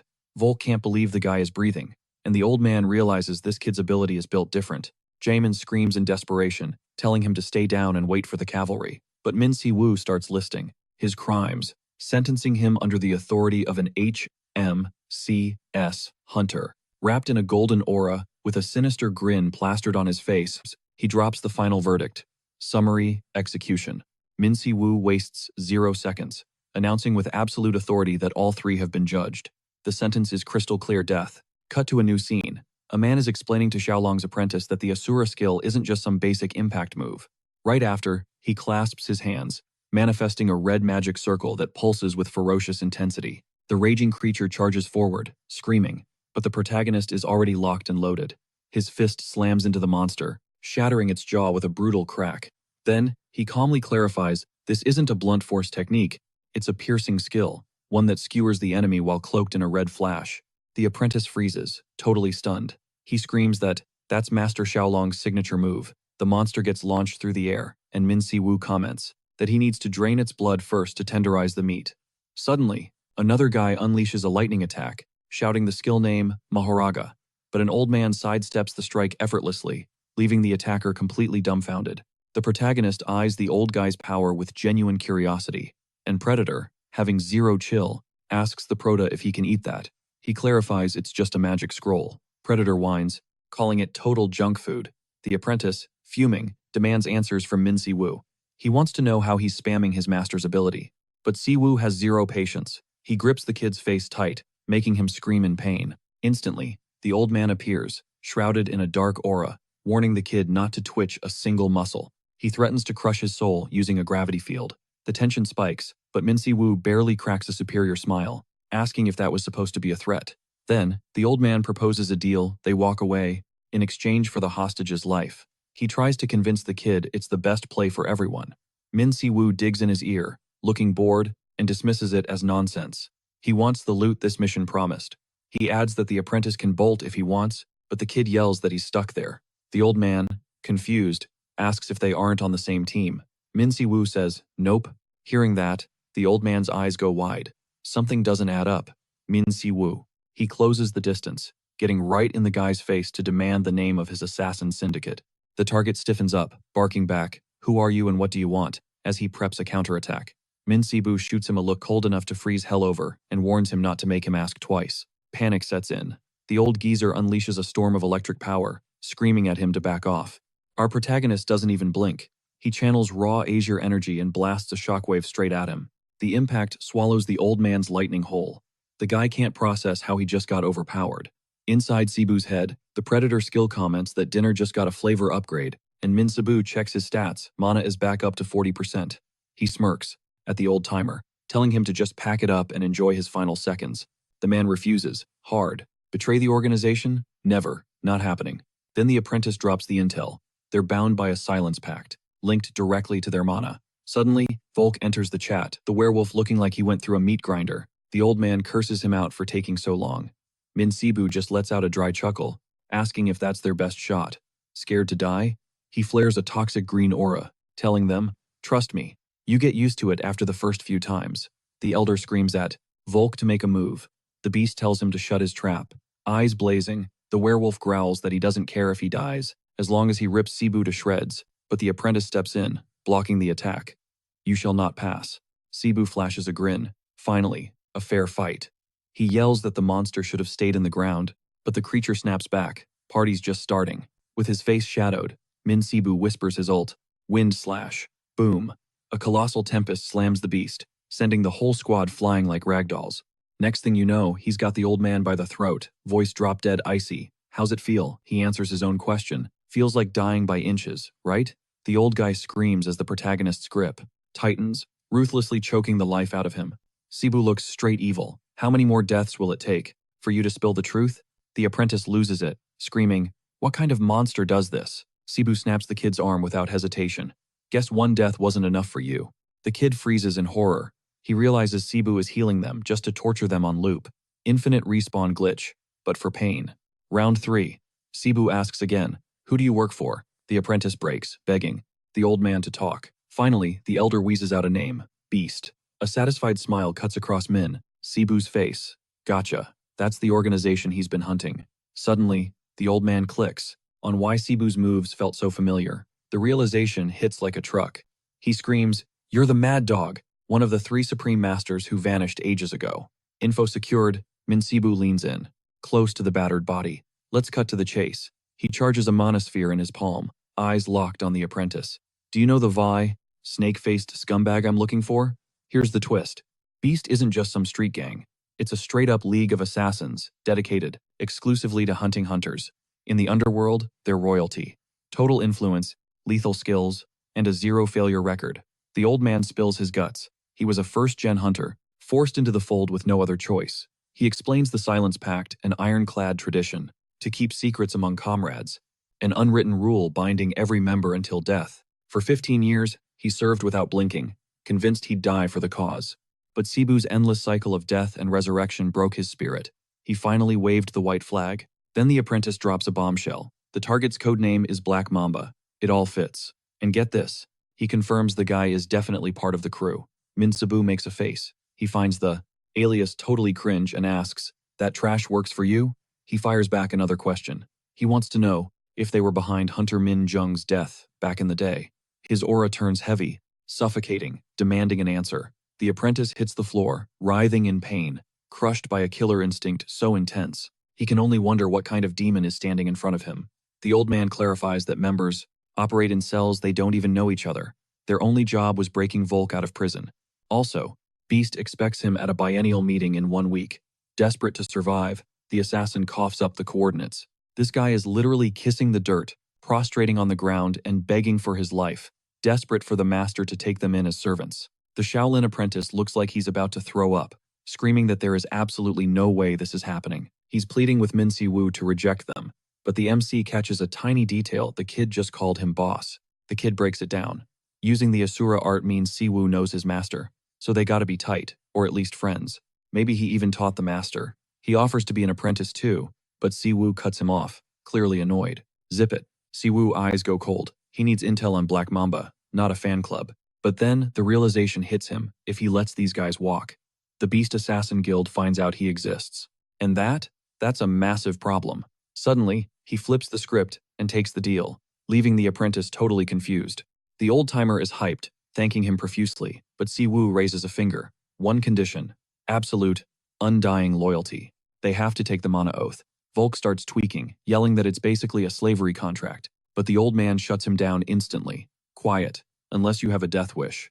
0 options left. They step into the glowing magic circle on the forest floor, while Si-woo spins up a mana disc and orders them to link up. As the ritual peaks, names drop. The old man is Red Ghost. The other guy, Cherry Volk. The pact is sealed. Predator is loving this inside his head. They own them now. Si-woo makes it official. You're mine. In exchange, Total protection. The contract blazes on a floating scroll. Done deal. Both of them bow low before their new master. But the Shaolin kid throws a massive tantrum, threatening to snitch on Siwoo to the association. Siwoo hits him with a death stare. Say that again? The kid freezes solid. Siwoo grabs the scroll. He confirms the beast meeting is next week. Then, he drops a bomb on the kid. Hey, want to be my direct disciple? The boy explodes with joy. Master. Siwoo smirks. Yeah, that is exactly what he wanted to hear. Squad assembled. He figures 4 people are enough to wreck everything. But he smiles. He's gonna need a cleaner for the mess they will make. Smash cut to the prison. Alarm bells are ringing. A guard screams. The prisoner escaped during transport. The high command goes ballistic. Was the HMCS security just for show? The hunter tries to make excuses. Siwoo was a blur, too fast to track. The director doesn't care. Bring that recruit here to apologize. Now. But then, the plot thickens. The hunter drops a fact. There were 5 to 10 guards in that convoy. The director stops cold. What? He remembers clearly he only authorized 1 guard. Something smells fishy, extremely suspicious. The director stands up, fuming, but the hunter stops him with a bombshell revelation. The prisoner confessed to bribing a high-ranking official. The HMCS is launching a full-blown internal investigation. They are tearing the facility apart looking for clues. He demands the director's full cooperation, firm and unyielding. The director has no choice but to fold. Back to the main plot. Siwoo gets wind of the bribery investigation. Suddenly, Byung bursts in, totally confused. Who is the grandpa sipping tea? And who is the sweaty guy in the hood shaking in the corner? Siwoo responds by smacking Byung into a chair. Sit down. It is a long story. Gang's all here. Siwoo takes a seat. Here is the plan. We are crashing the beast meeting. An event with 8 elite assassins? Byung turns pale. Are you insane? Siwoo just flashes a wicked grin. The objective is simple, he says, eyes gleaming with danger. He wants total annihilation, no games. Meanwhile, at the beast hideout, one of the members looks around the room. Wow, decent turnout for once, he remarks with a sneer. A girl immediately starts whining. Where are Red Ghost and Volk? The guy shuts her down. Traitors don't count. A blue-haired kid grins like a maniac. Ooh, can I be the one to hunt them down? Another girl pouts. She is not mad about the treason, she is mad. Volk promised her a trip to the amusement park. What a jerk for getting my hopes up, she huffs, calling him ridiculous. A scarred man snaps. Quit yapping. He reminds everyone that the leader decides the punishment for rats. From the shadows, the leader speaks. He admits he loves the chaos, but losing 3 members? That stings. Anyone got something to say? Silence fills the room. He laces his fingers, thinking deep. Dealing with this little glitch, he proposes a straight-up death match. Winner gets the pleasure of executing the punishment. The room goes dead silent, the kind of heavy silence that freezes blood in your veins. Finally, one guy mutters, "Not funny, bro." Another cuts through the tension. The real issue is the leak. The rats know exactly where and when we're meeting. One killer scoffs. Please, those weaklings wouldn't dare attack us. Beep, beep. Right on cue, the alarm screams. Intruder alert blares over the speakers. Everyone goes full combat mode. The boss? He just calmly asks, run that by me again? Still in shock, a grunt confirms they've got guests. Split up. Cover the sectors. They scatter down all 5 routes. But wait, someone notices Porcupine and Black Mamba aren't moving an inch. Porcupine yawns, looking bored. Killing scrubs? Not my vibe. I'm staying here to play some games. The boss sighs with a creepy calmness. Shame. I should have told them to keep the heads attached. Gonna need 'em for ID later. Smash cut to Byung. He's cursing his life, realizing he just won the lottery from hell. Flashback 30 minutes ago. Minsu's squad hits the hideout. The old man lays out the blueprint. 5 entrances, rigged with sensors, and the internal layout shifts like a puzzle box. Total nightmare. They all lead to the main hall, but the timing is tricky. Minsu calls the play. We split up. Take different doors. Surround them. He checks Byung. You got the comms? Byung taps his gear. Solid. The order is clear. Stay sharp. If you spot a monster, radio it in as soon as possible, especially if it's the main target, Black Mamba. Snap back to reality. Byung remembers everything going smooth. Until it absolutely wasn't. He hits a dead end. Only option? Go full action hero and crawl through the air vents. Surprise. The vent dumps him straight into the main hall. No guards. Suspiciously empty. His gut sinks. His team is fighting at every door, and regrouping is going to take forever. He makes a choice: thin the herd right now. Suddenly, a marble rolls across the floor with a weird sound. An assassin spots it and crouches down. What the? A voice echoes, asking Porcupine. Yeah, her. Hey, do you like slot machines? She grins. Love 'em. Hit the jackpot just yesterday, she brags, reaching for the shiny object. Boom! She gets ragdolled across the room as dust chokes the air. The voice quips, "Game over." Black Mamba doesn't even flinch. Looks like a rat snuck in. Byung doesn't wait, he lobs another grenade. Mamba catches it mid-air like a baseball. "Nice ambush," he says, as the grenade detonates in his bare hand. The smoke clears. Mamba, barely a scratch. "I prefer face-to-face," he growls. Byung drops from the ceiling. No time to breathe. Mamba strikes, clocking him as a HMCS hunter. The impact sends Byung skidding back. Byung struggles up, frustrated. He only took out one pawn. The leader sits there, untouched, not even using powers, just chilling. Mamba sneers. "Did those rats sell us out?" Byung spits blood, defiant. "So what if they did?" The villain just laughs. "They betrayed the organization knowing the price?" Mamba mocks. "Threw their lives away for a bunch of B-list heroes." That hit a nerve. Byung roars and launches himself at the monster. Cling. Mamba blocks with claws, then fires bone daggers that scream through the air. The leader watches from the shadows, entertained. "Not bad technique," the boss muses. But then, Byung realizes Mamba's power, psychokinesis. He curses the villain's insane durability and mana regen. But Mamba grins. "Warm-up's over, kid." He rushes in like a freight train. Crash. Byung gets plastered against the wall, debris flying everywhere. "Can I finish him?" Mamba asks. The boss nods. Green light. Byung's body is broken. He claws for his radio to scream that the target is here, but the words won't come out. Mamba stomps his face. Crunch. "No backup call for you." "Too late for that," Mamba whispers. Then, with twisted curiosity, "Who's coming to save you? The Ghost Branch Chief? That wolf guy? Or someone else?"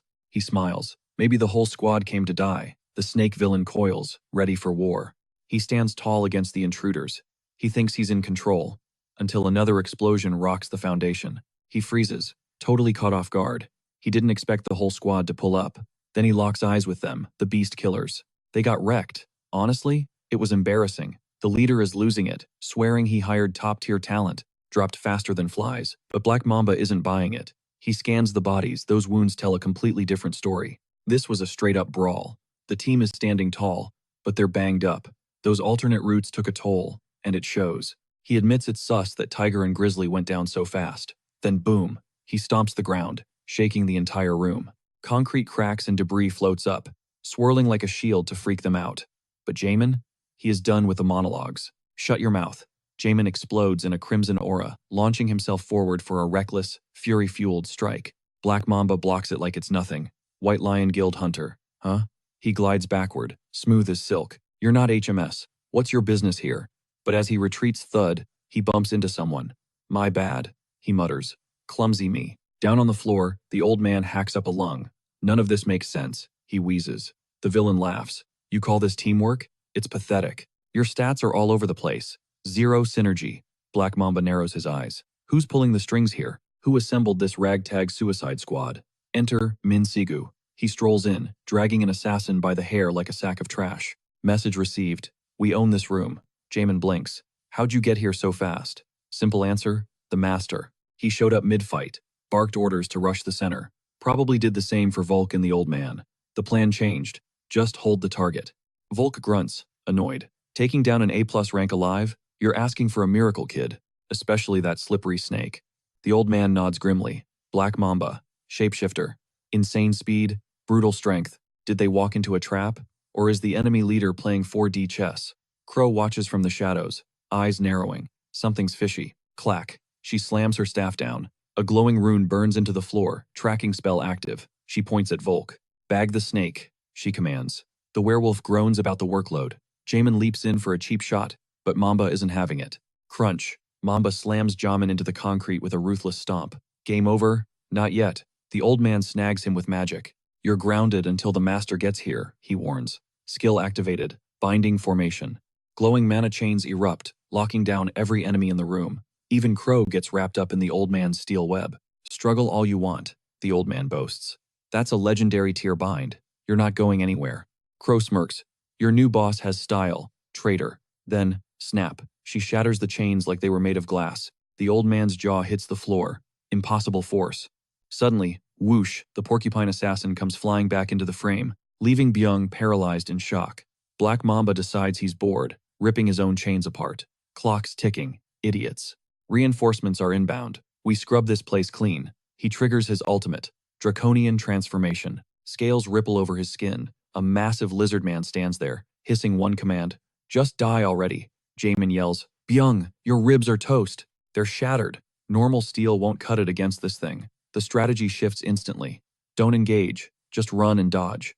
Jaemin feels the mana pressure, it's suffocating. He manipulates the terrain. I'm the tank now. He knows the score. Victory is off the table. Buying time is the only win condition. Worse news, Volk is tangled up with Porcupine. Jaemin's on his own. He grits his teeth. Guess I'm carrying the team today. This is gonna be rough, huh? But he lunges, burying his blade into the monster's hide. Got him. Toxic green smoke hisses from the wound. Okay, it bleeds. Byung watches, trembling, as the giant snake shifts. Elemental corruption magic.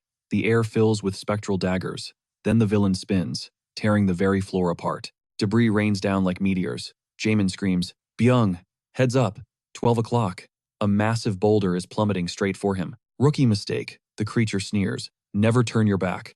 Wham! A direct hit sends him flying, smashing into the ground and carving out a crater. The monster turns its cold eyes on Byung.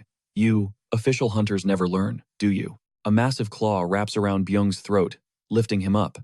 Did you really think my HQ wouldn't have security measures?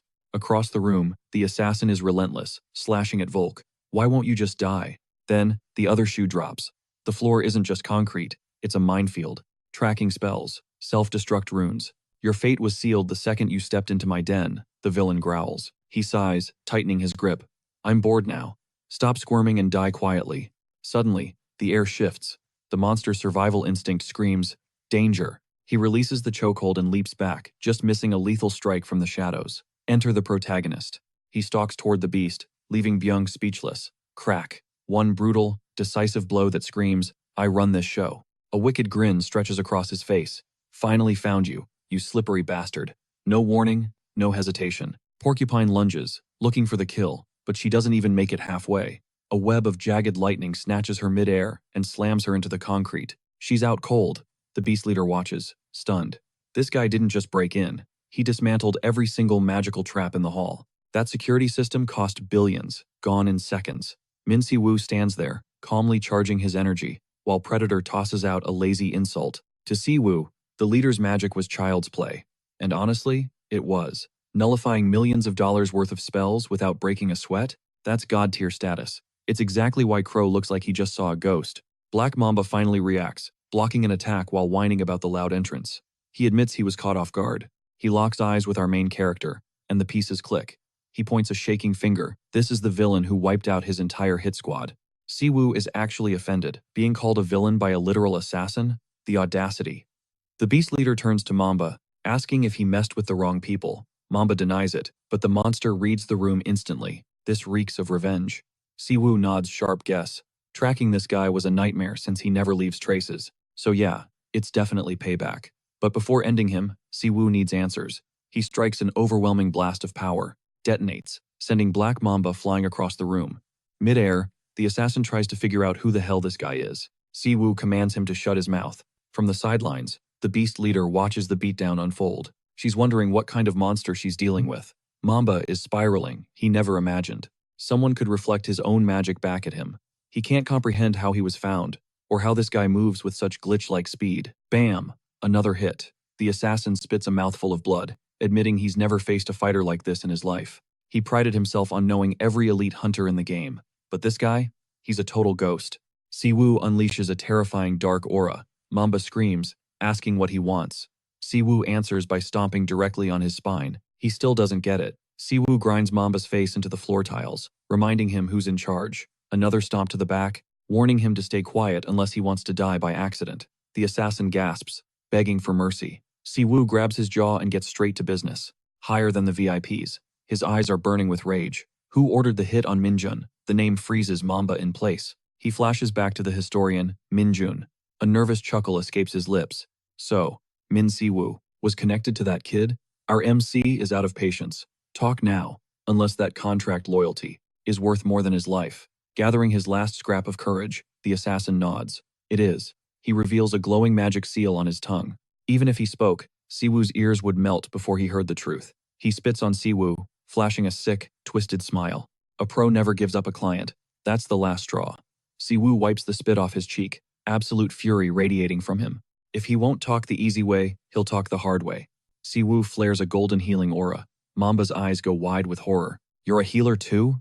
Panic sets in. He screams for his leader to save him, but she claims she's too surrounded to help. Trapped and terrified, Mamba breaks. He promises to spill everything. He starts to say the name Pandey. And snap. His head explodes like a melon.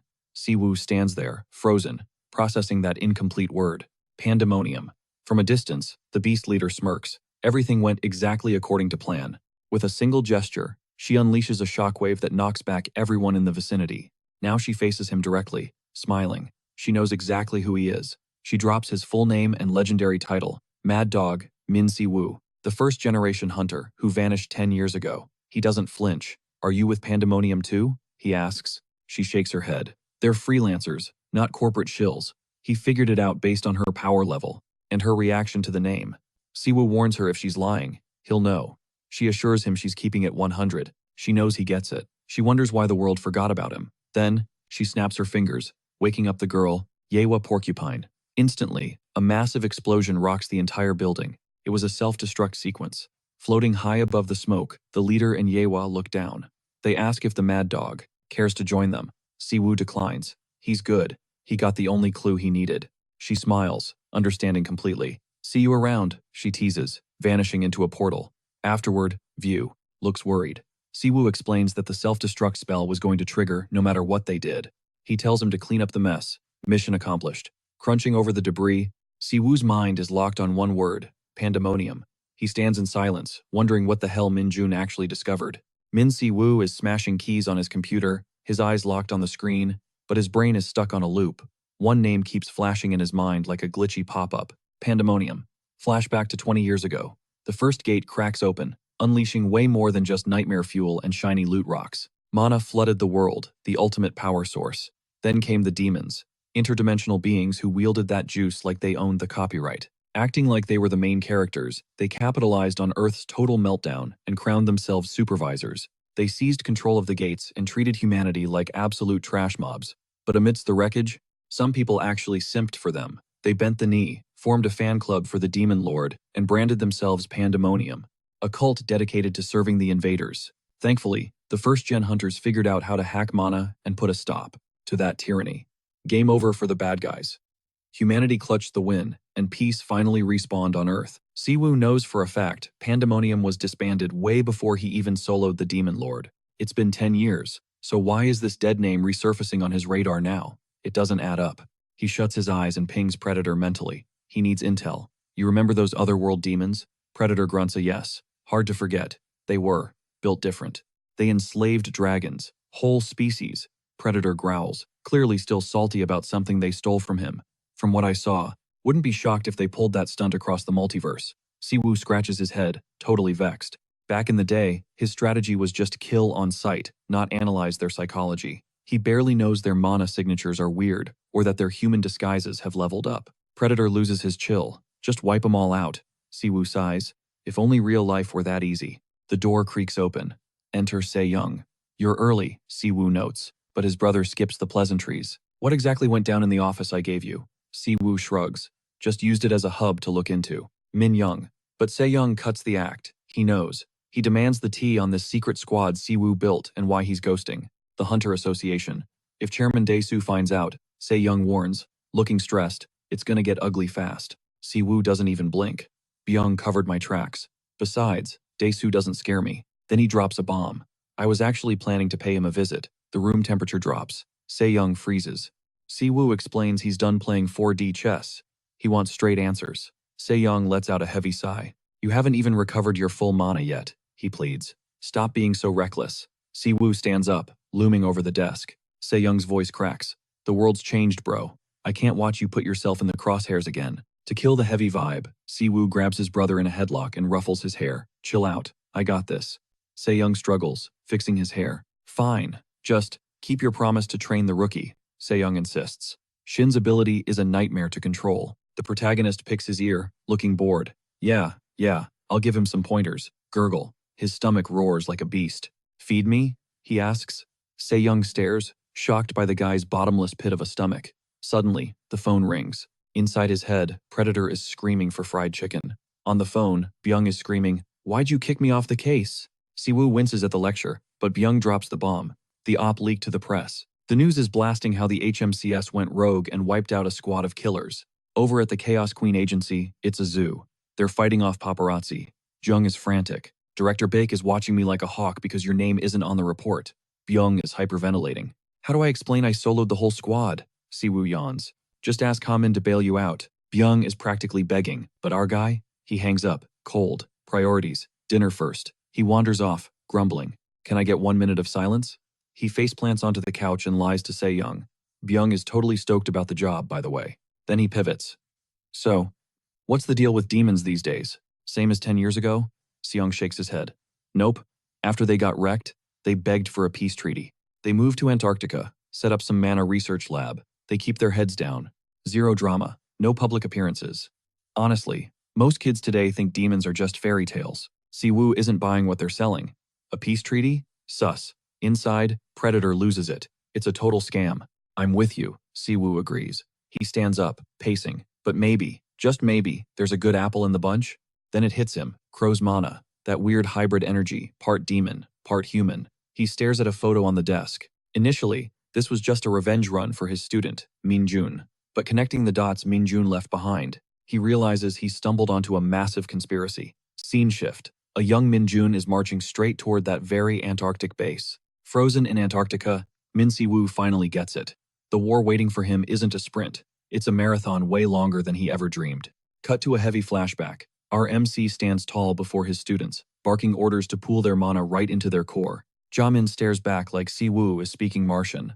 He has zero clue what circulating mana even means. He immediately starts whining, claiming skills are just adrenaline rushes and meditation is a total snooze fest. Big mistake. Min Si-woo, clearly annoyed, bonks him on the head for begging for help just to be lazy. He drops some hard truth. Using skills is like running a race, but modern hunters, they're skipping leg day. They don't even know the basics. He makes it crystal clear. He's gonna teach them the stuff the tutorial tower was too lazy to cover. Listen up, mana is fuel, people. The reason Jamin can't feel his core, he's totally ignoring the fundamentals. Siwoo dives deeper into the lecture, breaking down the mana tank, the core. That's where energy stacks up to generate raw power and manifest as a skill. He taps Jamin's chest, showing him that a technique's true strength is all about controlling the flow. And get this, with the right grind, you can unlock even more power centers. Jamin is officially hooked. He's puzzling over the phrase Earth Time, while his hand starts glowing. The MC shuts down the Q&A, but Predator starts roasting him, reminding Siwoo it took him a literal century to master this stuff. He warns them, tomorrow's training, it's gonna be physically brutal. Suddenly, bam, the dorm door flies open. Enter Byung, looking desperate, screaming he's been hunting for Siwoo everywhere. Siwoo groans about his phone blowing up, but Byung cuts him off. They need to hit HQ, right now. Striding down the hallway, Siwoo asks what the regional director wants with him. He figures someone snitched. Byung denies it, clarifying it's all about that prison case. Suddenly, two guys block their path. One starts openly mocking Byung. Then, Changwon keeps the trash talk going, sneering and calling him a desk jockey. Byung is ticked off. How'd this guy get back from his mission so fast? He tells them to move, but the other guy claims he's just saying hi. Then he points at Min Si-woo, mentioning rumors that he caused. A massive mess. Min Si-woo looks visibly bored. He is so over this conversation. Tension spikes when Byung finally snaps, ordering the guy to step aside and quit the provocation. The sidekick doubles down on the mockery, saying they wouldn't get it since they've never left the country. Min Si-woo grits his teeth. He hates hearing them trash his team for doing the dirty work. He spins around, fixing the rookie with a look that is definitely not friendly. The rookie adjusts his glasses and scolds him, demanding he introduce himself to the veterans. Min Si-woo doesn't hesitate. He tells Four Eyes to get lost along with his sweaty boss. That clapback earns a sinister grin from the bullies. Oh, they are ready to throw hands. The hand of Four Eyes is shaking with rage at Siwoo's audacity. He flares his mana, asking permission to teach this insolent brat a lesson. Right here, right now. But Byung shuts it down, reminding him they're inside the main building. Changwon explodes, screaming that Byung has no right ordering his squad around. Byung ignores him, and our MC finishes him off with a joke about his massive ego. Furious, Changwon swears he'll crush them, just to show who's boss. The shouting attracts stares and whispers from everyone. Just as he's about to attack, a voice cuts through the noise. Everyone already knows who's boss. At that exact moment, Branch Director Baek grabs him, declaring that the answer is him. Recognizing the big boss, Chang-won and his buddy turn pale, totally shocked. The director walks up to Min Si-woo and scolds Byung for letting things get out of hand. Then, he throws an arm around Min Si-woo, inviting him to try some exotic tea blend he brewed just for him. Chang-won tries to protest, but the director calls him by name, silencing him instantly. With a razor-sharp smile, he reminds him about the special perks he asked for in Japan and orders him to focus on his actual job. No room to argue, both guys take the L and stay quiet. From a distance, Chang-won wonders what makes this rookie so special that director Baek is hyping him up so much. Back in the office, the director says it's a pleasure to finally meet Hunter Min Si-woo in the flesh. Si-woo says the feeling is mutual, then asks straight up what he wants, making Byung sweat bullets. The director busts out laughing, loving the direct attitude. Then he drops the details, an escort mission at Incheon prison, all thanks to that recent beast incident. They've got the green light to investigate the agency's internal rot, but he emphasizes that the priority is hunting down that escaped prisoner. And he's grilling Min Si-woo hard, because let's be real, it's pretty sus that a powerhouse like him just lost the target. The director signals Byung to clear the room, and the subordinate practically teleports out of his chair to give them space. Before dipping, Byung shoots a mental my bad to our MC for abandoning him. Once the door clicks shut, Director Baek drops the tough cop act. He claims he's a reasonable guy who knows what's really up. He looks Si-woo dead in the eye and says, "I know you smoked that beast and the fugitive." Our boy just sits there, stone-faced, while the director rants about how they can't have a rogue awakened running loose in the streets. Suddenly, the vibe changes. Baek mentions he invited a special guest, a hunter, who has been dying to meet Si-woo. That catches our MC off guard. He slowly turns toward the entrance just as the director introduces a living legend. We're talking first-gen royalty, one of Korea's 3 venerables. The door swings open, and there he is, Do Kyung-ho. The guildmaster of Father Warrior radiates pure power. He casually twirls a liquor glass in his fingers like he owns the place. He pours a shot with a smirk, hitting Si-woo with the classic, "It's been way too long, hasn't it?" He admits he thought the news was a prank. I mean, the whole world was convinced Si-woo was 6 feet under. Min Si-woo just chills and replies, "It's a long story," keeping his cool while the tension builds. The director watches silently, trying to piece together the connection. Boom, reveal time. Do Kyung-ho isn't just a fan. He's Si-woo's old war buddy. The guildmaster can't hide his shock. He's staring at Si-woo like he's seen a ghost because the guy hasn't aged a single day. He demands answers. "Where have you been hiding?" Turns out Si-woo's disciples scoured the planet looking for him. Instead of dropping the lore immediately, Si-woo flashes a grin and raises his glass. "Let's keep drinking first." He warns them it's going to be a long night. Once the liquor is flowing, he finally spills the tea. Do Kyung-ho finally gets it. Min Si-woo wasn't dead. He was trapped in another dimension for 100 years. It was the Demon King's curse that held him. But the reunion vibe shatters when a massive truth bomb drops. The hunter freezes, brain buffering. Suddenly, bam! He slams his fist on the table, absolutely losing it. He's raging. How could you idiots sign a peace treaty while that monster was still breathing? The master tries to de-escalate, explaining that the Demon King is basically a vegetable, just a walking corpse. Get this, the demons themselves begged for the treaty, pinning the whole war on their previous boss. Si-woo argues they were just scared, but Kyung-ho reminds him that humanity was running on fumes. They couldn't handle another round. The planet was already wrecked from the first gate's opening and the endless monster waves. Add the demon war on top of that?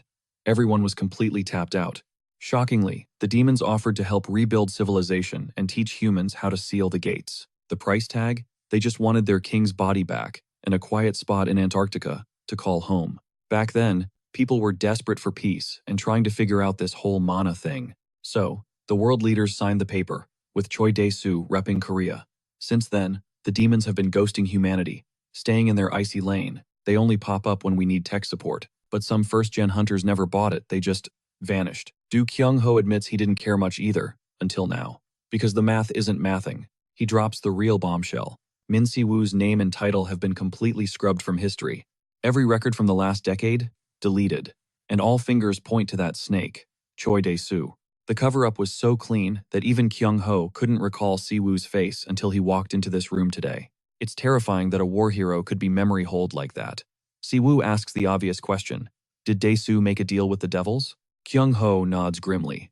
Dae-soo always had a massive inferiority complex and wanted to surpass Si-woo. Looks like his jealousy never faded. The director looks sick to his stomach at the thought of such high-level treason. Meanwhile, Si-woo is calculating. If Dae-soo is collaborating with demons, what does that bastard get out of erasing him? And what's in it for the demons, other than revenging their fallen leader? Kyung-ho warns him it's just a theory, they need receipts. But Si-woo is already seeing red. He can't forget who started this war. The scene shifts as Kyung-ho suggests a lead. Track down Si-woo's former disciples. They might know something, he urges. Si-woo hesitates, knowing it's not that simple since everyone split up. They all went their separate ways, but his friend drops a name. Jae-hwa is still here in Korea. Now she's leveled up to an S-rank hunter. Smash cut to her glow-up, transforming from a kid into a total powerhouse, leading the Blue Flower Guild. Min Si-woo flashes back to when she was his shadow, so seeing her on Dae-soo's payroll feels totally off. He takes a swig of his drink, muttering that people change, she's got her reasons. Then he grimaces at the taste, and Do-kyun roasts him, telling him to grow up and get a real palate. The guildmaster regrets ghosting Seyoung, but Si-woo insists it's for the best. They don't spot the stalker in the corner snapping a pic, a creepy grin plastered across their face. Cut to some guy on the phone, leaking intel to his boss about Min Si-woo's little meetup. On the other end, a mystery woman praises the hustle and orders an immediate extraction. Meanwhile, Yehwa's phone buzzes. She checks the notification, and her expression goes pitch black. She stares at the screen, frozen solid. It's him. The photo shows Min Si-woo's face, and her brain short-circuits, he's actually alive. Suddenly, the puzzle pieces fit. All those glitchy events in the tutorial tower finally make sense. Her knees give out. She slides down the wall, sobbing and whispering that her master has really returned. Tears are streaming down her face, emotions overflowing. She knew it, Sejun was acting shady for a reason. She never stopped hunting for him, even when everyone else threw in the towel. She checks the pic again, smiling because the guy hasn't aged a day.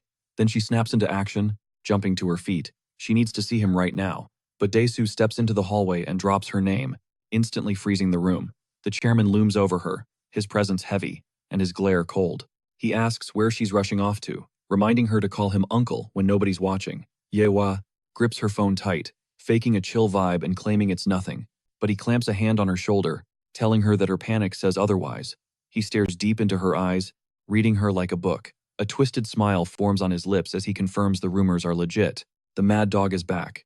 Dae-soo laughs in her face, saying she looks like a loyal puppy waiting for its master. He messes up her hair, calling her naive for getting her hopes up. Keeping his cool, the chairman reminds her she's his only niece, and he's not planning on letting her walk away. She snaps, smacking his hand away, and screaming that she only joined him to find her master. Then Dae-soo drops the bomb. He knew the whole time he only let her investigate, because she became a valuable asset. The truth hits her like ice, while he twists the knife, saying hunters aren't people, they're just expensive tools. Yehwa loses it, screaming he was never family. Min Si-woo was the one who saved her. But Dae-soo plays his dirtiest card. He asks what her precious master will think when he finds out about her dark past. Better choose wisely, because Si-woo doesn't forgive criminals like her bloodline. He turns to leave, tossing one last verbal dagger over his shoulder. She can try, but she'll never wash away her rotten origins.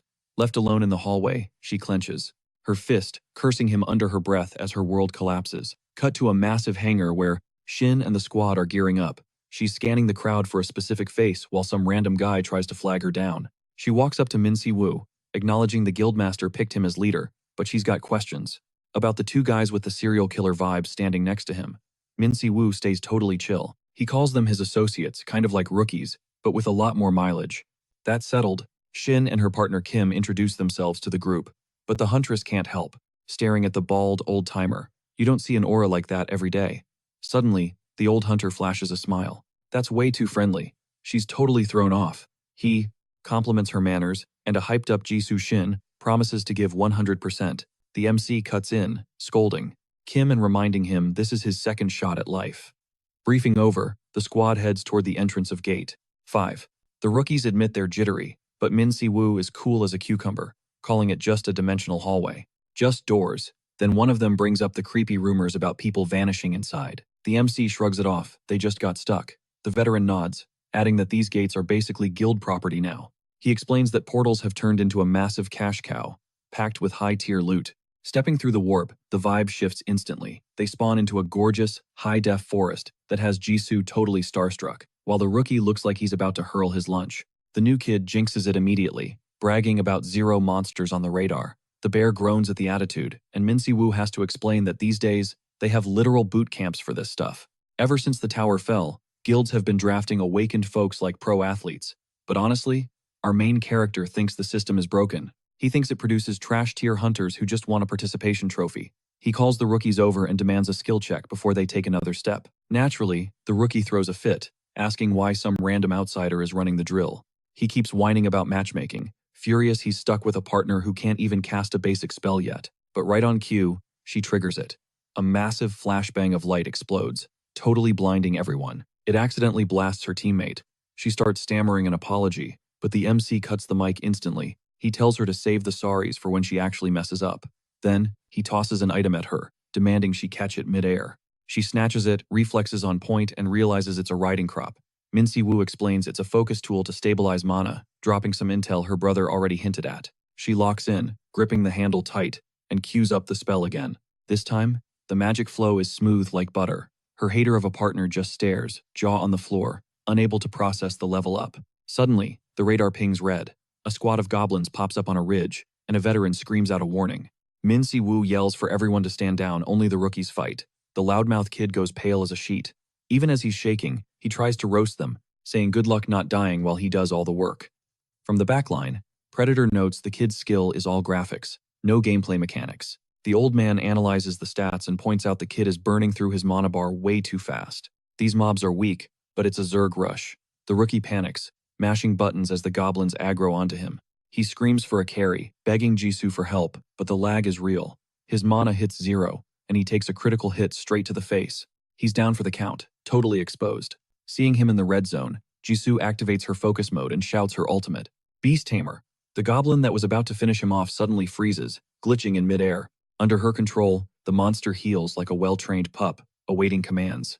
She points a finger at the downed hunter. She orders the creature to back off, and it obeys without hesitation. Feeling that main character energy, Jisoo turns to the group, asking for a rating on her performance. The mentors admit it's a super rare dominant skill, total S-tier potential. Predator is practically drooling, wanting to consume that power. The MC just shrugs, calling it not bad, but warns her she needs to multitask, because suddenly, Wave 2 starts spawning. Surrounded and with her teammate unconscious, the rookie starts freaking out. Cut to evening, Jisoo is thanking the MC profusely. She says she finally caught the rhythm of her powers. The bear is worried she looks like a ghost, but Mincy Wu calmly offers her an out, saying she can switch teachers if this is too hardcore. She smiles, declines the offer, and admits she needed that ego check. A few feet away, her partner is passed out cold, using the bear as a pillow. Jisoo realizes the skill is just hardware. Mastering the mana flow is the software. The MC nods, satisfied. She passed the vibe check, class dismissed. But suddenly, the group senses movement in the bushes. A massive crowd is approaching. Who are these NPCs, they wonder. Jisoo explains her guild is brokering a deal with Blue Flower for a new gate. Hearing Blue Flower, Min Si-woo's interest spikes, leaving the rookie completely out of the loop. Without a word, he ghosts the group, walking toward the newcomers while the young hunter tries to figure out the plot twist. A scout reports to Yewa that they found hunter corpses inside the gate. Their insides were liquidated. The guild leader's face goes instantly cold. She asks if it was an internal sabotage attack. Then, her sixth sense tingles. A familiar aura. A tiny smirk curls her lips as she whispers one word. Finally. Right on cue, our protagonist spawns in front of her with a casual wave. Your master returns and you don't even say hello? He asks, flashing a cocky grin. Yewa replies, You're finally back, master. He invites her to catch up, but she shuts him down cold, turning her back on him to handle business. Her guild members are confused. Why is the boss acting like an ice queen? Predator laughs at the rejection, saying he got friend-zoned at light speed, while the old man asks if that was really his student. She's got an attitude, the MC confirms, but something feels off. He replays the moment her eyes were glassy. Was she crying? Flashback time. We see a young Yehua sobbing and hiding until Min Si-woo discovers her. He slides in next to her, smirking like he owns the place, asking if she's crying because she just took a massive L. Then he ruffles her hair, totally unbothered, telling her if she's gonna bawl, do it loud and proud. She snaps back, obviously triggered. He's dropping secret techniques on Seong just because they share blood, while she claims she's a nobody, just some stray from the streets, zero value. She thanks him for the save, but basically tells him to get lost. He ignores the drama and keeps messing up her hair until she almost cracks a smile. Then the protagonist drops the main character line. Blood doesn't matter. We choose who we call family. From now on, she's the little sis, and he's the big bro. Flustered, Yewa shuts that down immediately. She doesn't need a brother like him. So he flips the script, threatening that tomorrow's training is going to be absolute torture. Back then, the last thing she wanted was to be sister-zoned. She wanted to be his partner, his equal, standing right beside him to build his dream world, especially since she caught feelings, major feelings, but she knows it's a dead end. She's the daughter of a criminal with a shady past. Even with her heart in a blender, she decides to fight for him, the man who gave her a second shot at life. She is absolutely down bad for him. Man, who understands these things? Anyway, smash cut. Yehua storms into Seyun's office. He looks totally shook. She drops the honorifics, calling him by name. The guy starts sweating, asking what's up. With a stone-cold look, Yehua says they need to talk. Serious business only. Meanwhile, Do Kyun-hoo tells Dae-soo that, somehow, he still trusts him. He brings up the glory days when the three venerable masters fought back-to-back to keep the world from burning. Dae-soo cuts the nostalgia trip short and tells him to get to the point. No hesitation, Do Kyun-hoo asks, "Did you meet Min Si-woo?" The guildmaster lets out a nasty, disrespectful laugh. "You think 10 years is enough to leash a mad dog?" He claims everyone has him wrong. He's not working for world peace or humanity. He grinds his teeth, mocking their old squad title as a joke. Then he snaps, voice booming, revealing his true colors. "I want to be supreme. It's all about absolute power, and mana is the only currency that matters." He straight up admits his goals align with the demons. Sure, the nations formed alliances out of necessity, and yeah, humanity survived, but that's just a bonus. He glares at Do Kyun-hoo. "You came here just to lecture me on history?" The old hunter doesn't blink, accusing him of making a dark pact and being the reason Min Si-woo disappeared. Dae-soo laughs it off, denying everything. He even gaslights him, suggesting a reunion of the three to prove it. Suddenly, a voice from nowhere says, "Sounds like a plan." The chairman freezes. The voice keeps talking. "Nothing to hide, huh? I've got some questions too." Right at that moment, Min Si-woo materializes on the terrace inside a glowing magic circle, right in their faces. Ice in his veins, he stares them down with zero emotion. "Long time no see, Choi Dae-soo." Correction. Min Si-woo is floating outside the building like gravity is optional, looking like he hasn't aged a day. After greeting the suits, mentioning it's been a while, he flexes a tiny bit of power. Boom, the massive glass window explodes into a million shards. As the glass rains down, Dae-soo just smiles through the chaos and says Min Si-woo's name. Showing zero fear, the legend descends smoothly, touching down on the floor like a feather.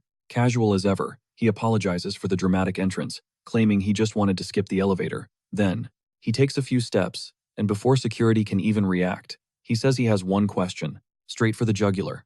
10 years ago, did you ally with Pandemonium and send me to the other side? The chairman cackles, telling him he's lost his edge if he's asking such stupid questions. But Min Si-woo isn't playing games. Dead serious, he demands an answer right now. Dae-soo starts laughing harder. "Did you enjoy your vacation? You look great." Suddenly, something flies through the air and smashes violently next to the president. The vibe in the room turns deadly. Si-woo, furious, threatens to rip him apart and scatter his blood across dimensions. "You want to live long enough to answer me?" He demands to know if Dae-soo partnered with the Pandemonium organization or had anything to do with Min Young's death. A terrifying dark aura explodes around him as he warns, "Don't you dare touch my students." Dae-soo, with a twisted grin, just goes, "Aha." He's not even flinching. He bursts into maniacal laughter, shouting, "That's the mad dog I remember." Min Si-woo cranks his power to the max, grinning back. "Good. I was missing the thrill of the battlefield anyway." Dae-soo explodes with a gnarly crimson aura, flexing that he's leveled up by crushing top-tier awakeners worldwide. Then he drops the gauntlet on his old rival. "You want the tea? You gotta bleed for it first." Min Si-woo smirks, accepting the invite. He knows violence is the only language this guy speaks. Just as they're about to throw hands, Do-kyun flashes between them like a glitch. The chairman screams for them to freeze, ordering everyone to chill out immediately. He reminds them this isn't the place for a boss battle.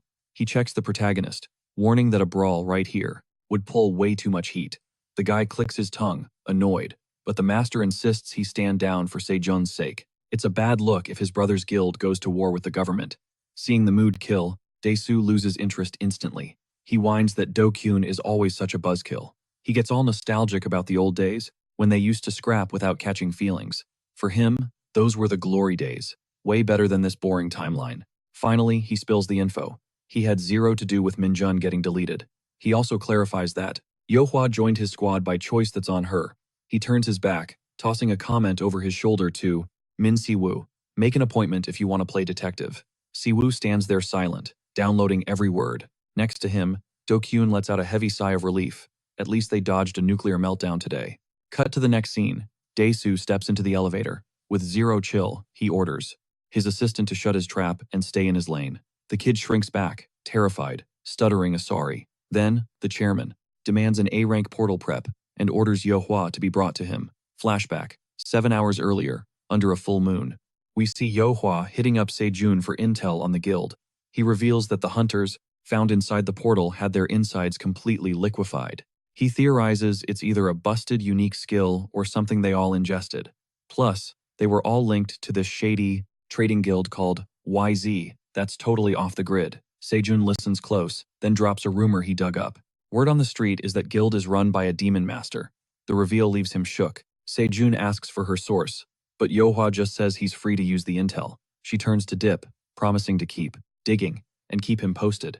Before bouncing, she begs him not to find her since Dae-soo has eyes on him and she's stressed about it. She also pleads for him to keep her visit a secret from the master. She's not planning a reunion. That confirms Sejun's suspicion. Yo-Hwa teamed up with Dae-soo just to track down Min Si-woo, but he doesn't get why she's still sticking with Dae-soo now that Si-woo is back. He recalls Si-woo had blind faith in his students, even though they always seem to be hiding a ton of secrets. Feeling uneasy, he sighs, wondering what Yo-Hwa and Shaolun are actually cooking up. Suddenly, Min Si-woo bursts into the room. Sejun jumps up, totally spooked, barely able to speak. The protagonist gives him a dead serious look and orders him to spill the beans, asking straight up if something's wrong with Yo-Hwa. Cut to the street. Yo-Hwa is standing there, waiting by a black sedan. Some suits approach her, dropping the news that the chairman needs to see her as soon as possible. She mutters, "That bastard," under her breath, but ultimately caves and tells them to drive. Flashback time. Rewind 10 years. We see Dae-soo right after our protagonist vanished. A demon subordinate from the Second Realm's demon lord spawns in front of him, making it crystal clear from the jump that Min Si-woo is extremely dangerous because he almost clapped a demon lord. A human nearly taking out one of their own? That's not an accident. That's a direct threat. He proposes a team-up, but Dae-soo isn't buying the hype. He reminds the demon that deal or no deal, humans won the war. Then he drops the uncomfortable question. Why would he help demons who are about to get deported to Antarctica?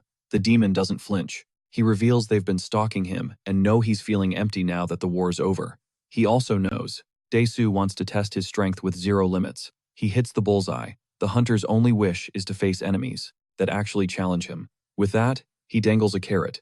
He can unlock Dae-soo's max potential and let him completely dominate mana. Dae-soo clutches his stomach, realizing the demon wants more than just to erase history. He counters with a doubt. If he gets that strong, won't he become a threat to them too? The creature replies that demons only desire cracking the ultimate code on mana and portals.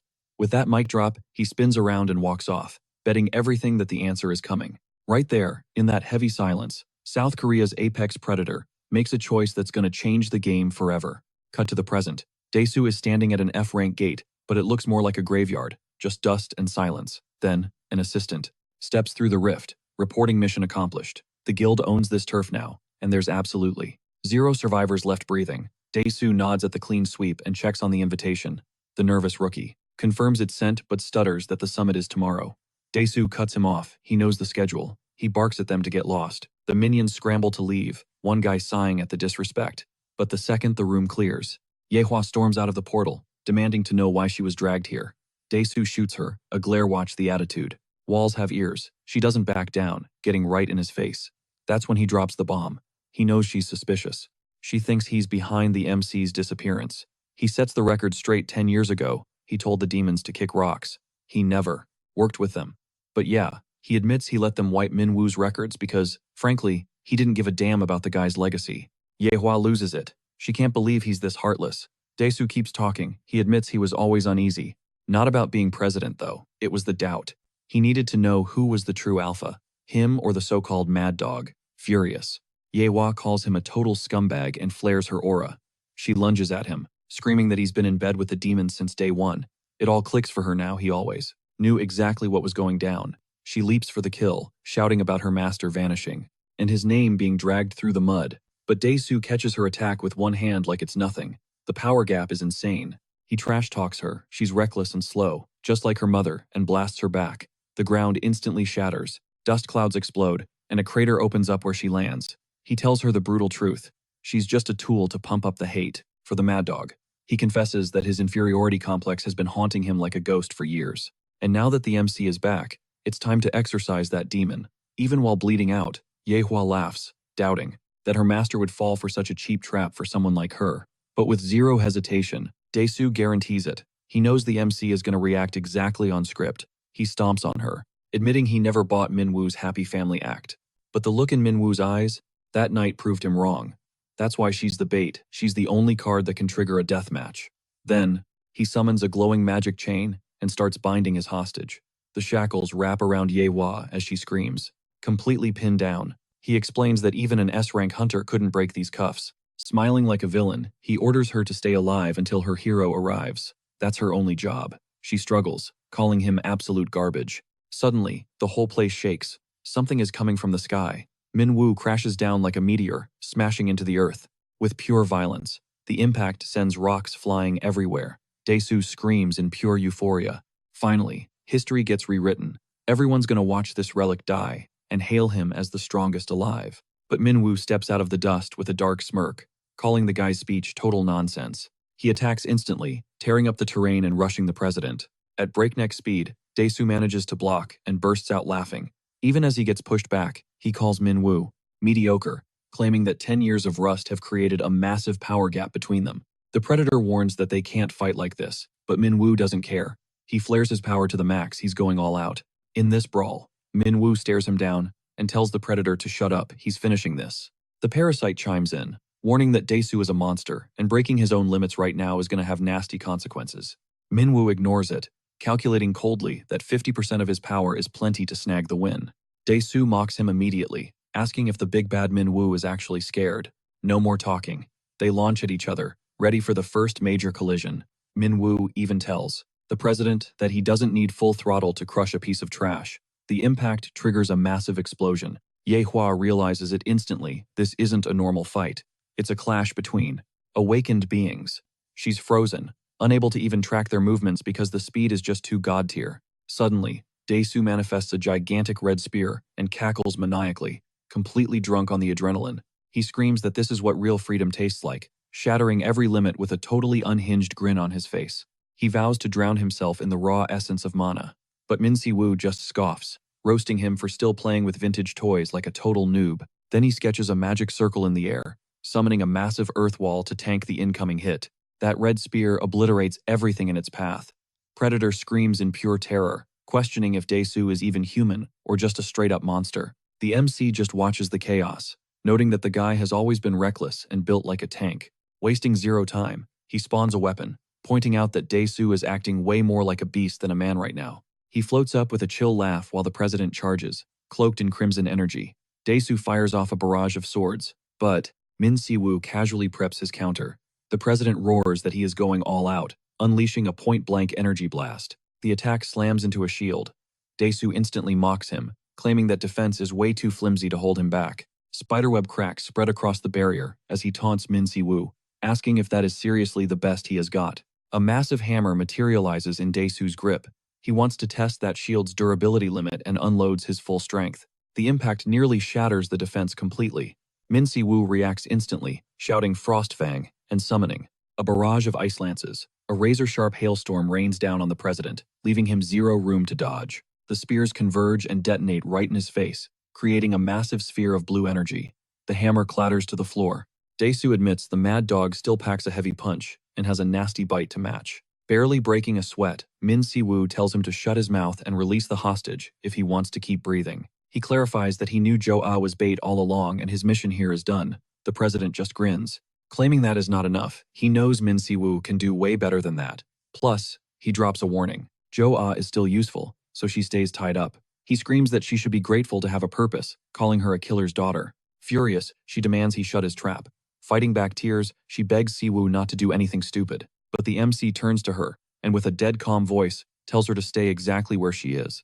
Then, he unleashes his power, warning that he doesn't want to see her catch a stray bullet in this fight. The president is shocked by the sudden vibe shift, but quickly smiles and shouts that he actually missed this dark, terrifying aura. Gripping his spear, he declares that the real fight starts right now. Minwoo charges in full tilt, ordering him to shut the hell up as he launches his attack.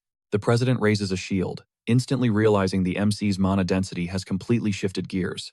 The impact is so devastating that Daesu gets dragged across the ground. Even then, he mocks him, claiming that Minwoo hasn't changed a bit, he is still holding back. The MC fires back that Dae-soo is still just as reckless as ever. He unleashes a burst of energy. Furious, Dae-soo screams that he isn't the same man he used to be. Min Si-woo drives his sword into the ground, stating he has learned a lot over time. But Dae-soo raises his weapon and warns that their last clash made one thing crystal clear. Suddenly, red energy wraps around Min Si-woo, catching him off guard. The president lunges with an energy blade, screaming that Min Si-woo is no longer, completing the sentence with pure venom, insisting the hero is no match for him now. The attack lands a direct hit, triggering a gigantic red explosion that shakes the entire battlefield. From a distance, Joa screams her man's name in pure desperation. She watches with her heart in her throat, unable to see a thing through the smoke. Then, a voice cuts through the chaos, thanking Dae-soo for saving him the trouble of saying that himself. It's the MC. He blocked the hit cold and warns him with absolute firmness. The president has zero chance, and he freezes. His legendary sword, the one that slices through buildings like paper, was just stopped effortlessly. He can't comprehend how the kid blocked it with just one arm.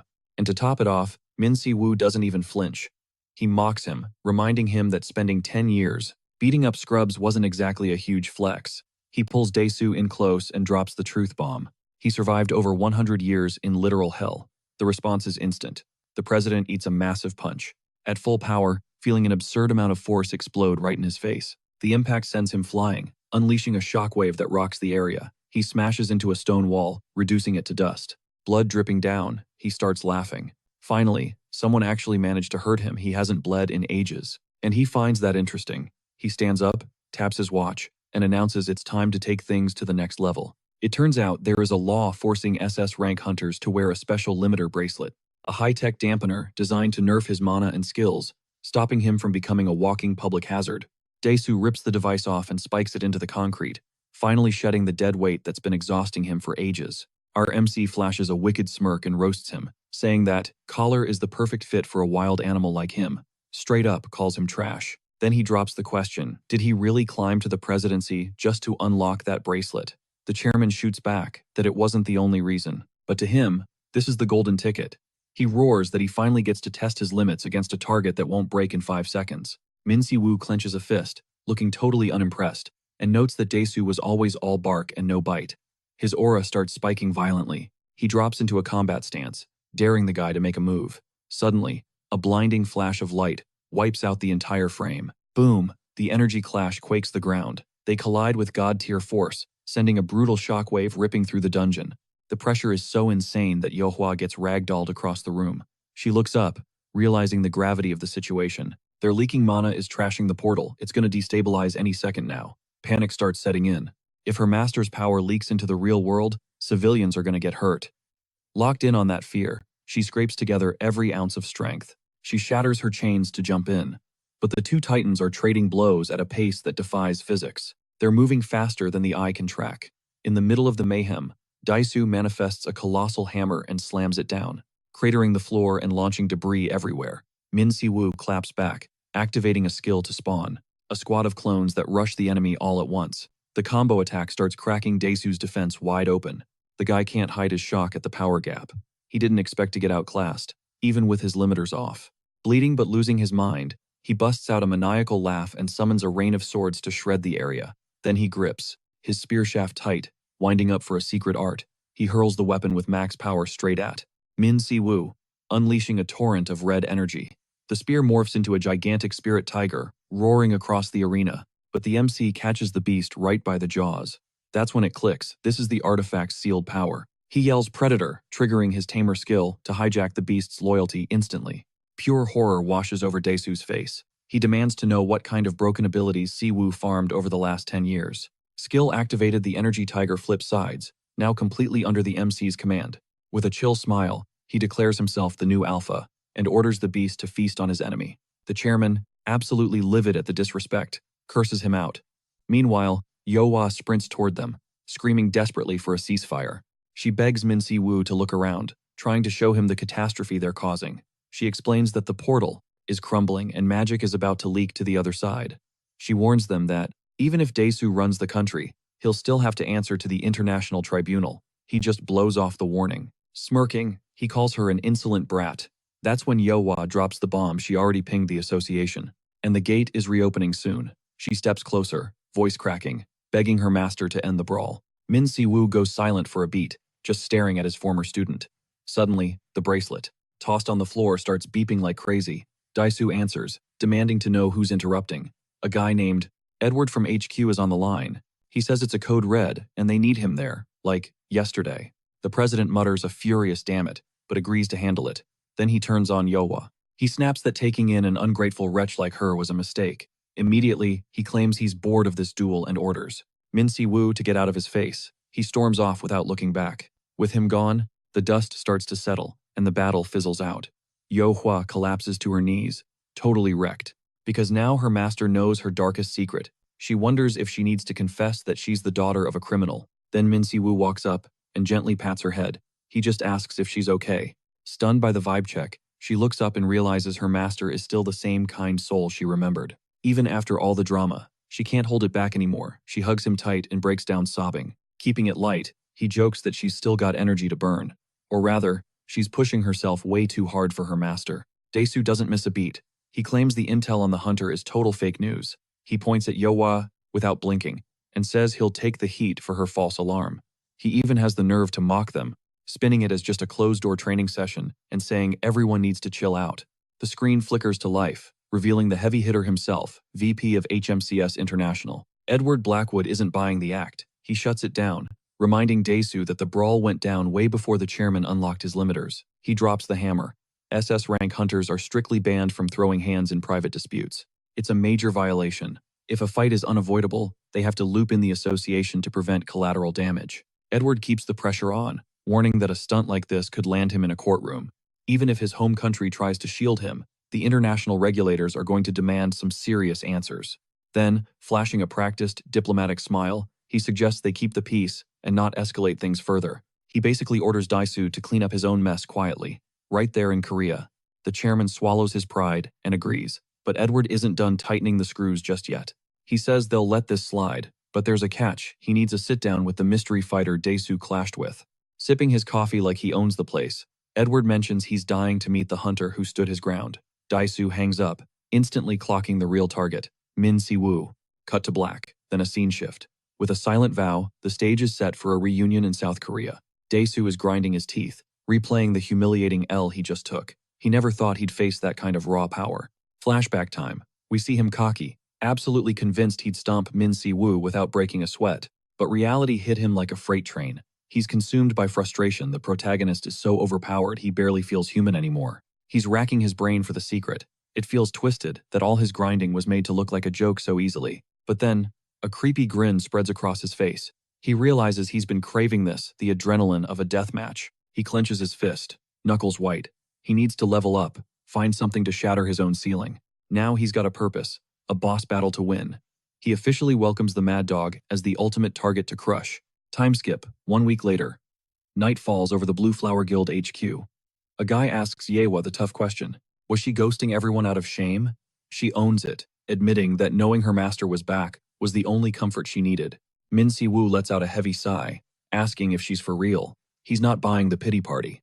Yewa pivots, asking if he looked into Min Young's death. He nods. He confirmed the hit, but the trail for the person calling the shots leads offshore, outside of Korea. Si-woo figures Dae-soo just played her like a pawn for his own gain, not to specifically target her students. Yewa, clearly rattled, tries to stammer something about blood ties, but our boy cuts her off. He already knows. He gives her a reassuring pat, telling her straight up, he wouldn't defend anyone who treats him like garbage, family or not.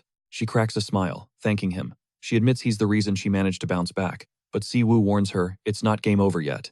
She's got to sever those toxic roots.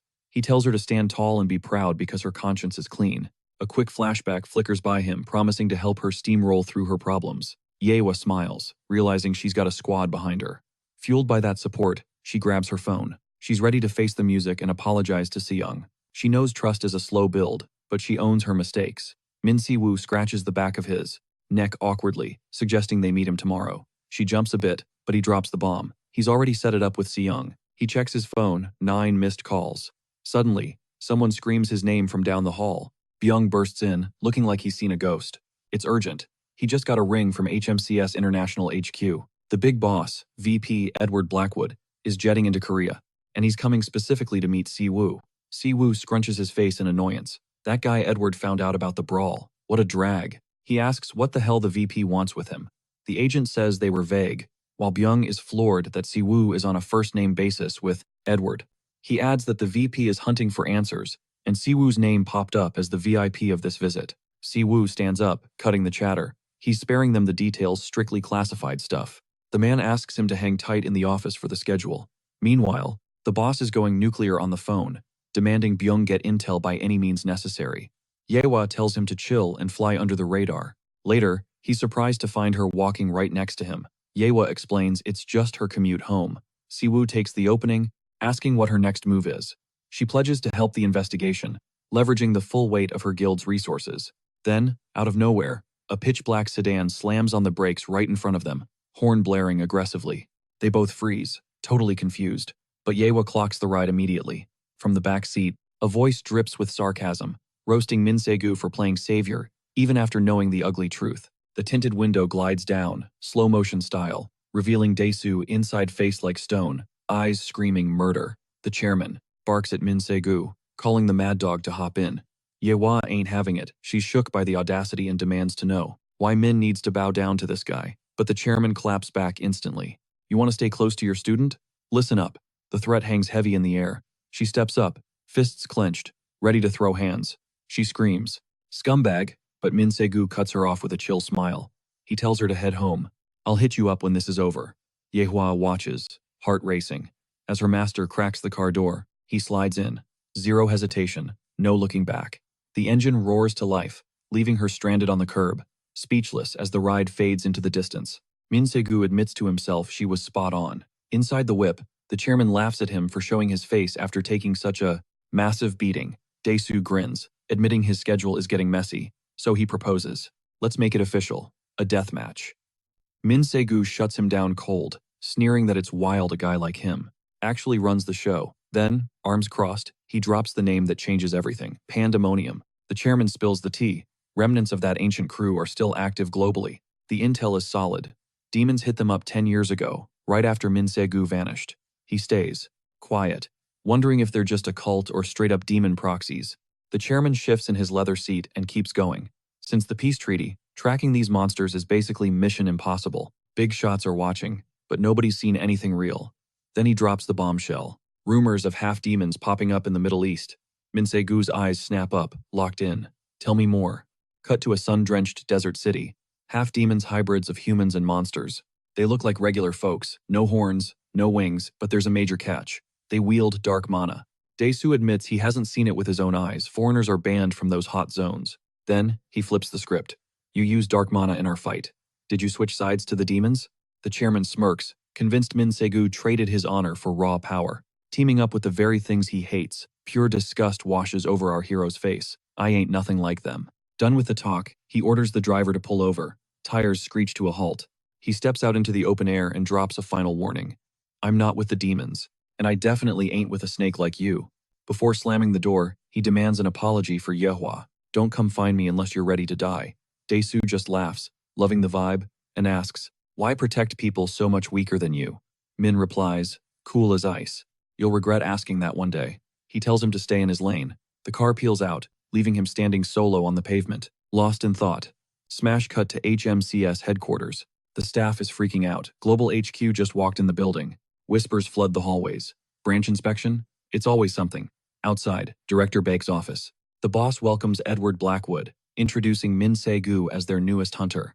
The blonde guy sits like royalty, greeting them properly. But Min Se-gu skips the pleasantries. What do you want? With a cheeky grin, Edward turns to Director Bake. Give us the room. The director is dying to know the tea, but he knows better than to defy a suit. He steps out, promising to wait in the hall. The second the latch clicks shut, a massive scream rocks the walls. Min Se-gu covers his ears instantly. Edward grabs him by the collar, shaking him. Where have you been for the last 10 years? Before Min can speak, Edward punches him in the chest. You jerk. Then, taking a breath, he admits he's just glad Min is in one piece. Tell me everything. Min sighs he knew this was coming and tells his old friend to take a seat. After hearing the saga, Edward realizes Min survived in a dimension where time plays by different rules. He feels guilty that the world forgot their hero, admitting that even he was starting to let the memory fade. He gets choked up, remembering exactly who Min Se-gu is. Savior, the guy who yanked him back from hell's doorstep more than once.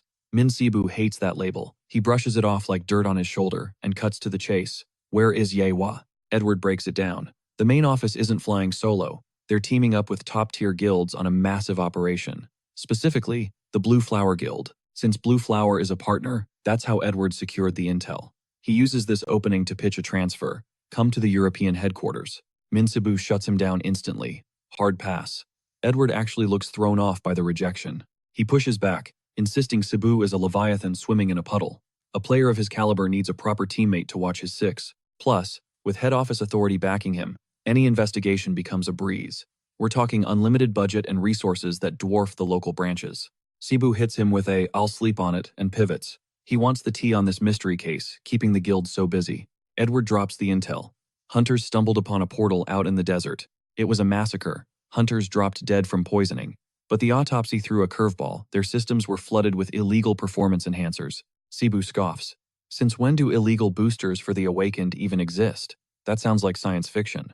Edward doesn't blink. He confirms the impossible with zero hesitation, then drops a bombshell that makes the blood run cold. Headquarters has been tracking random deaths globally for over a year now. The forensics team found something nightmarish. Victims' organs weren't just damaged, they were shredded at the cellular level. That's why they kept a lid on it. The dead were all low-life criminals, and the substance vanished from their systems without a trace. A perfect crime. Then the narrative flips. They got lucky. A witness to a similar freak event in China finally decided to spill the beans. According to her, a group of awakened inhaled this mysterious black dust. They didn't just get high, they lost their minds. Total psychosis followed by self-destruction. Sibu connects the dots instantly. That black dust. It's the same weapon that wiped out those hunters in the desert. Edward corrects him coldly. Connected is an understatement. That desert is ground zero. But the math ain't mathing. The portal is a recent discovery, but these accidents go back over 6 months. That's when Edward drops the missing piece. The guildmaster of Blue Flower located the raw, original form of the dust right there at the site, and she spotted a vehicle from a shady group called the YZ Guild. The plot just got a whole lot thicker. Hearing this, Sibu collapses into his chair, face-palming hard. He silently groans at the absolute mess his student has dragged herself into. Edward flashes a grin that screams, "I got you." He admits he knew Yewa was Sibu's disciple the entire time. Since she found the substance first, she's in the crosshairs. Edward points out the obvious. Sibu joining the case is the only way to save her skin. It's a leverage play. Help us, and you make her life a whole lot easier. Then he twists the knife. Are you really going to let your apprentice drown in this disaster? The vibe around the mad dog turns pitch black. His aura screams murder before he even speaks. He sighs internally. He knows when he's been checkmated. He agrees to the mission, tossing in a casual excuse that he had unfinished business in the Middle East anyway. Edward claps, looking like the cat that got the cream, and offers to handle the beef with President Dae-soo. Sibu leans back, looking bored, and cuts him off. That trash is just a power-hungry junkie. He delivers a cold reality check. At the end of the day, the president is merely human, and humans break. Cut to Sejun walking in on his brother packing bags. He asks if this is about that new gig for headquarters. Sibu confirms it a direct request from Edward himself. Sejun blinks, totally confused. Since when are you two besties? Before he can answer, Sibu's phone buzzes. He waves his brother off. It's a long story. Yewa will fill you in. His face goes stone cold as he picks up the call. Walking away for privacy, he greets Yewa with a sharp question. How exactly did you get this number? Later, while prepping for departure, Predator's voice echoes in his head. Where to? The answer is simple. European headquarters. The entity's tone shifts, heavy and serious. Will I need to push my mana to the breaking point again? Sibu laughs it off, but Predator isn't joking. It's not about running out of juice. It's about the vessel. Sibu pauses, intrigued. What kind of change are we talking about here? Predator explains that ever since they hopped back to Earth, it's been trying to adapt, but control is slipping. The dimensional travel took a toll, and that last brawl might have been the tipping point. The pact stops Predator from hurting Sibu directly, but the entity warns that things are about to get messy. The stronger Sibu gets, and the more mana he recovers, the more unstable the connection becomes. It drops a tactical nightmare. My power might ghost you right when you need it most. Sibu goes quiet. He lets the weight of that threat sink in for a second. Then he shakes it off, eyes hardening. It won't be a problem. He's got to handle his own mess now. He clarifies that he'll need the heavy firepower for the demons, but right now, not the time. He stretches out, looking totally unbothered. Even though the scrap with Daisu was a pain, he admits it was a solid XP grind. Then his mind drifts back to the boosters.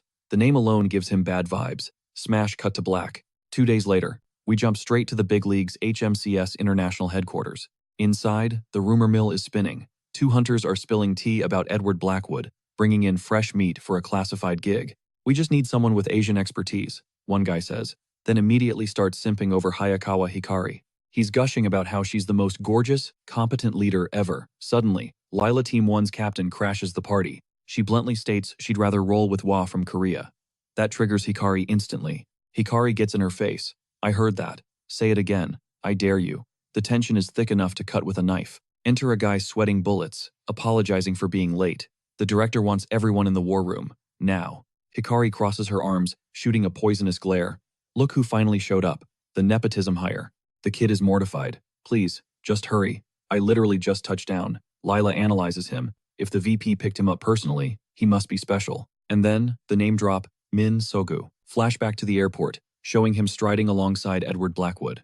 The plot is just starting to tighten. Back in the boardroom, the atmosphere is heavy. Blackwood skips the pleasantries. Glad you made it, he says, getting straight to business. Time to meet the new guy. He introduces Min Seogu, straight from the Korean branch. He's on the squad starting today. The camera pans over to the Euro Division reps, Lila and Estefan. Sitting opposite them, the Asian Division heavy hitters, Hikari and her subordinate, Kumo.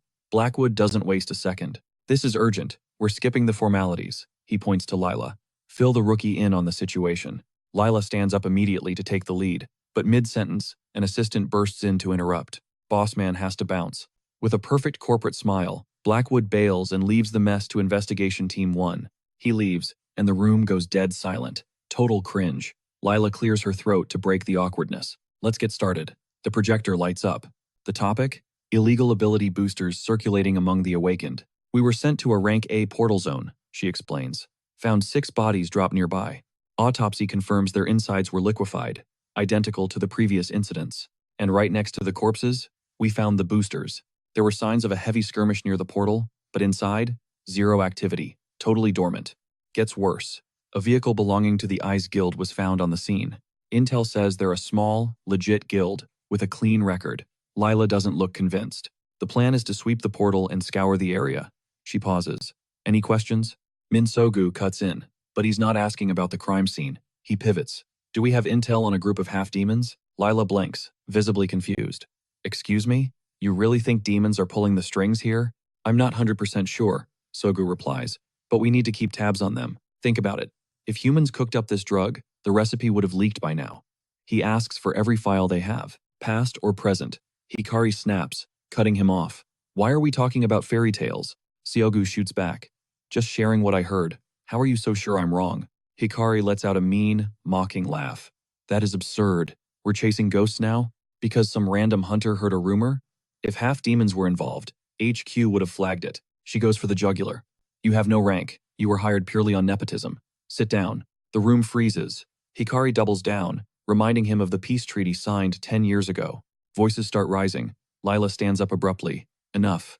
Estefan jumps in too. Chill out, people. The investigation is starting, Lila warns. You're experts. Act like it. She glares at Minsogu. Focus on the mission.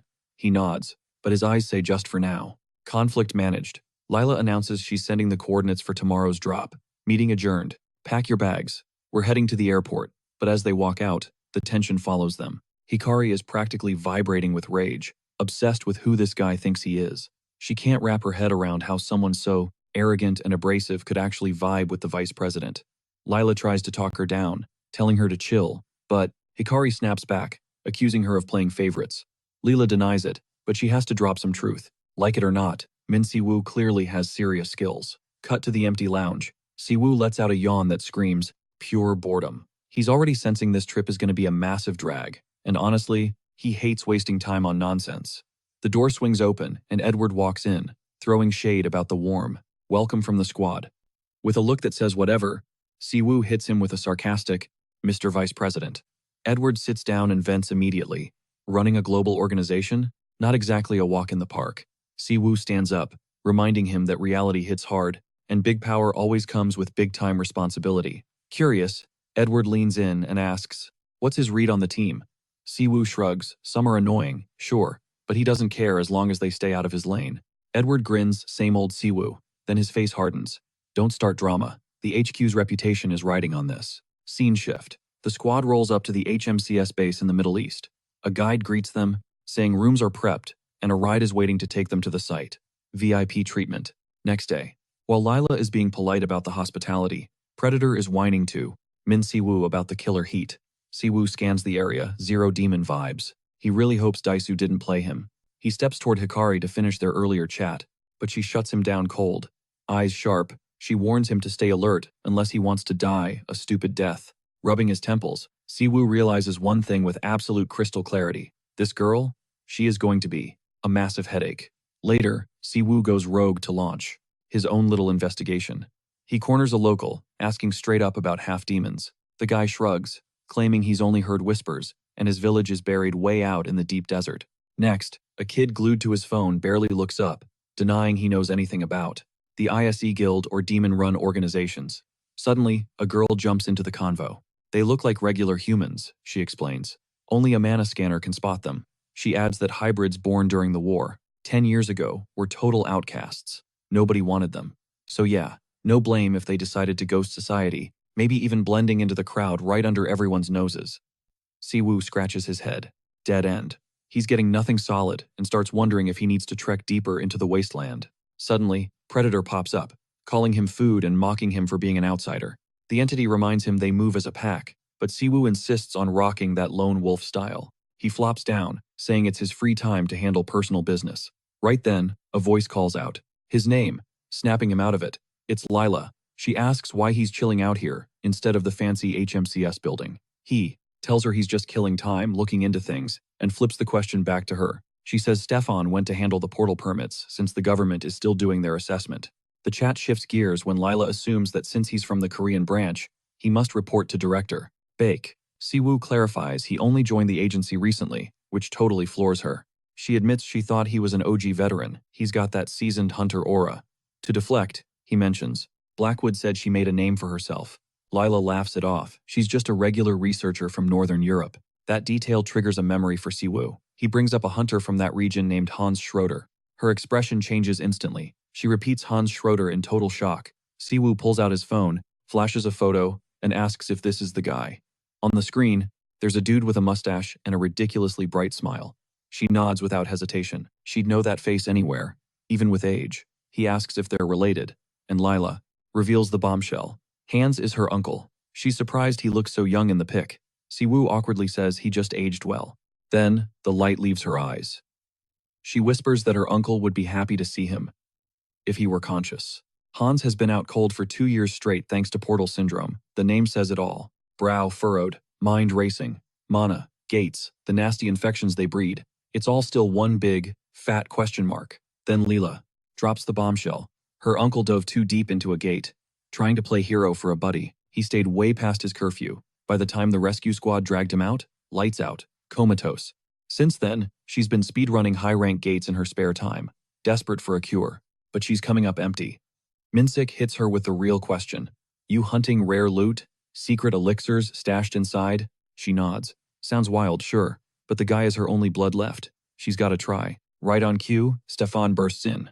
Green light secured. Authorization is ready to roll. Lila stands up, heading out to grab Hikari. As she walks away, Minsik makes a mental note. Visit Hans as soon as possible. Smash cut to the desert.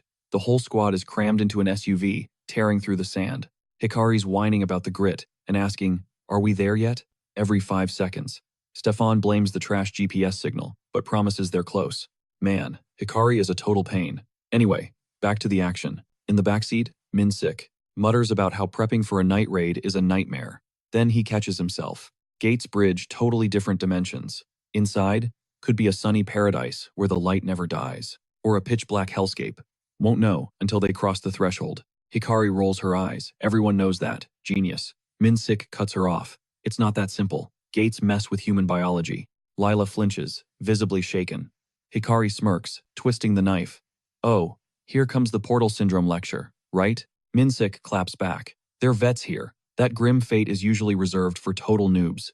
Lila slices through the tension, ordering them to chill out. See? Told you Hikari was annoying. Zero maturity. Moving on. Finally, the ride screeches to a halt. There it is, looming in the middle of the dunes. Hikari comments on the sheer scale. Her partner confirms, estimated A rank. Stefan scans the perimeter. Looks like the drop zone was already swept. Marks in the sand say the local mana pattern. Vanished ages ago. Our main character doesn't sense anything weird, but he's got this nagging, gut-wrenching feeling that someone scrubbed the evidence on purpose. Lila orders Hikari to stick with the squad. Hikari totally ignores her. Nothing to see here.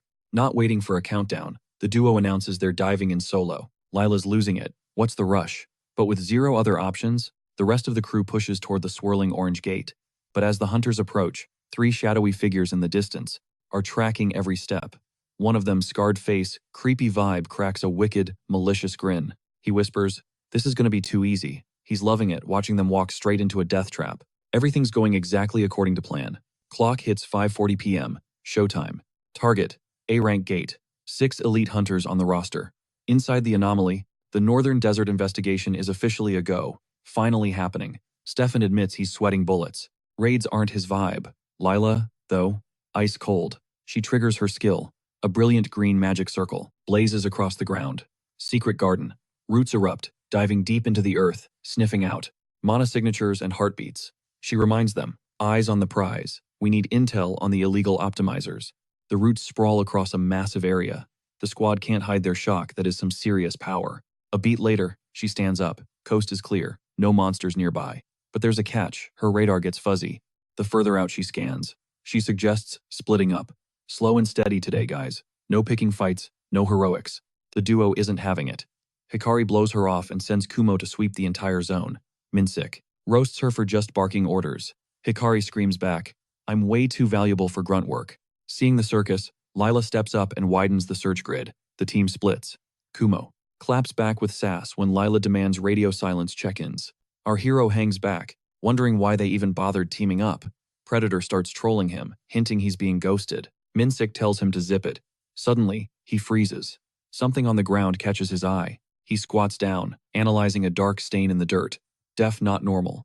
Predator whines about the filth, but Minsik nods. This didn't spawn here. Someone dragged it in from the outside. He rubs the grit between his fingers, vibe checking the energy. Is this demonic? No time to overthink. He jams a hand in his pocket and snatches an item. Smash cut to an old-timer picking up his phone. On the line, it is his master. The bald guy, posted up outside the gate, demands an update. The servant reports a shady squad lurking nearby. Master wants a head count. 5 bogeys, he confirms. As the crew steps through the orange rift, the master is revealed to be Min Si-woo. The servant begs to join the raid, but Min Si-woo shuts him down. Hold the line here. Stop reinforcements. Block the exit. Predator looks shook. The old guy is actually here. Min Si-woo clarifies he tagged along for the ride. Flashback. He told him to keep his distance. Dude was a ghost at the airport, totally low profile. Predator calls him a manipulator. Min hits back. You do the crime, you pay the price. He taps the dirt with his boot, hunting for whatever is fueled by this corrupted mana. He glances up at the sunset and realizes nightfall is going to make things messy. Meanwhile, deep in the desert, Kumo sprints back to Hikari with intel. Gasping for air, he drops the bad news. Nothing. 0 monsters. 0 optimizers. Hikari is stunned. How is an uncharted gate completely barren?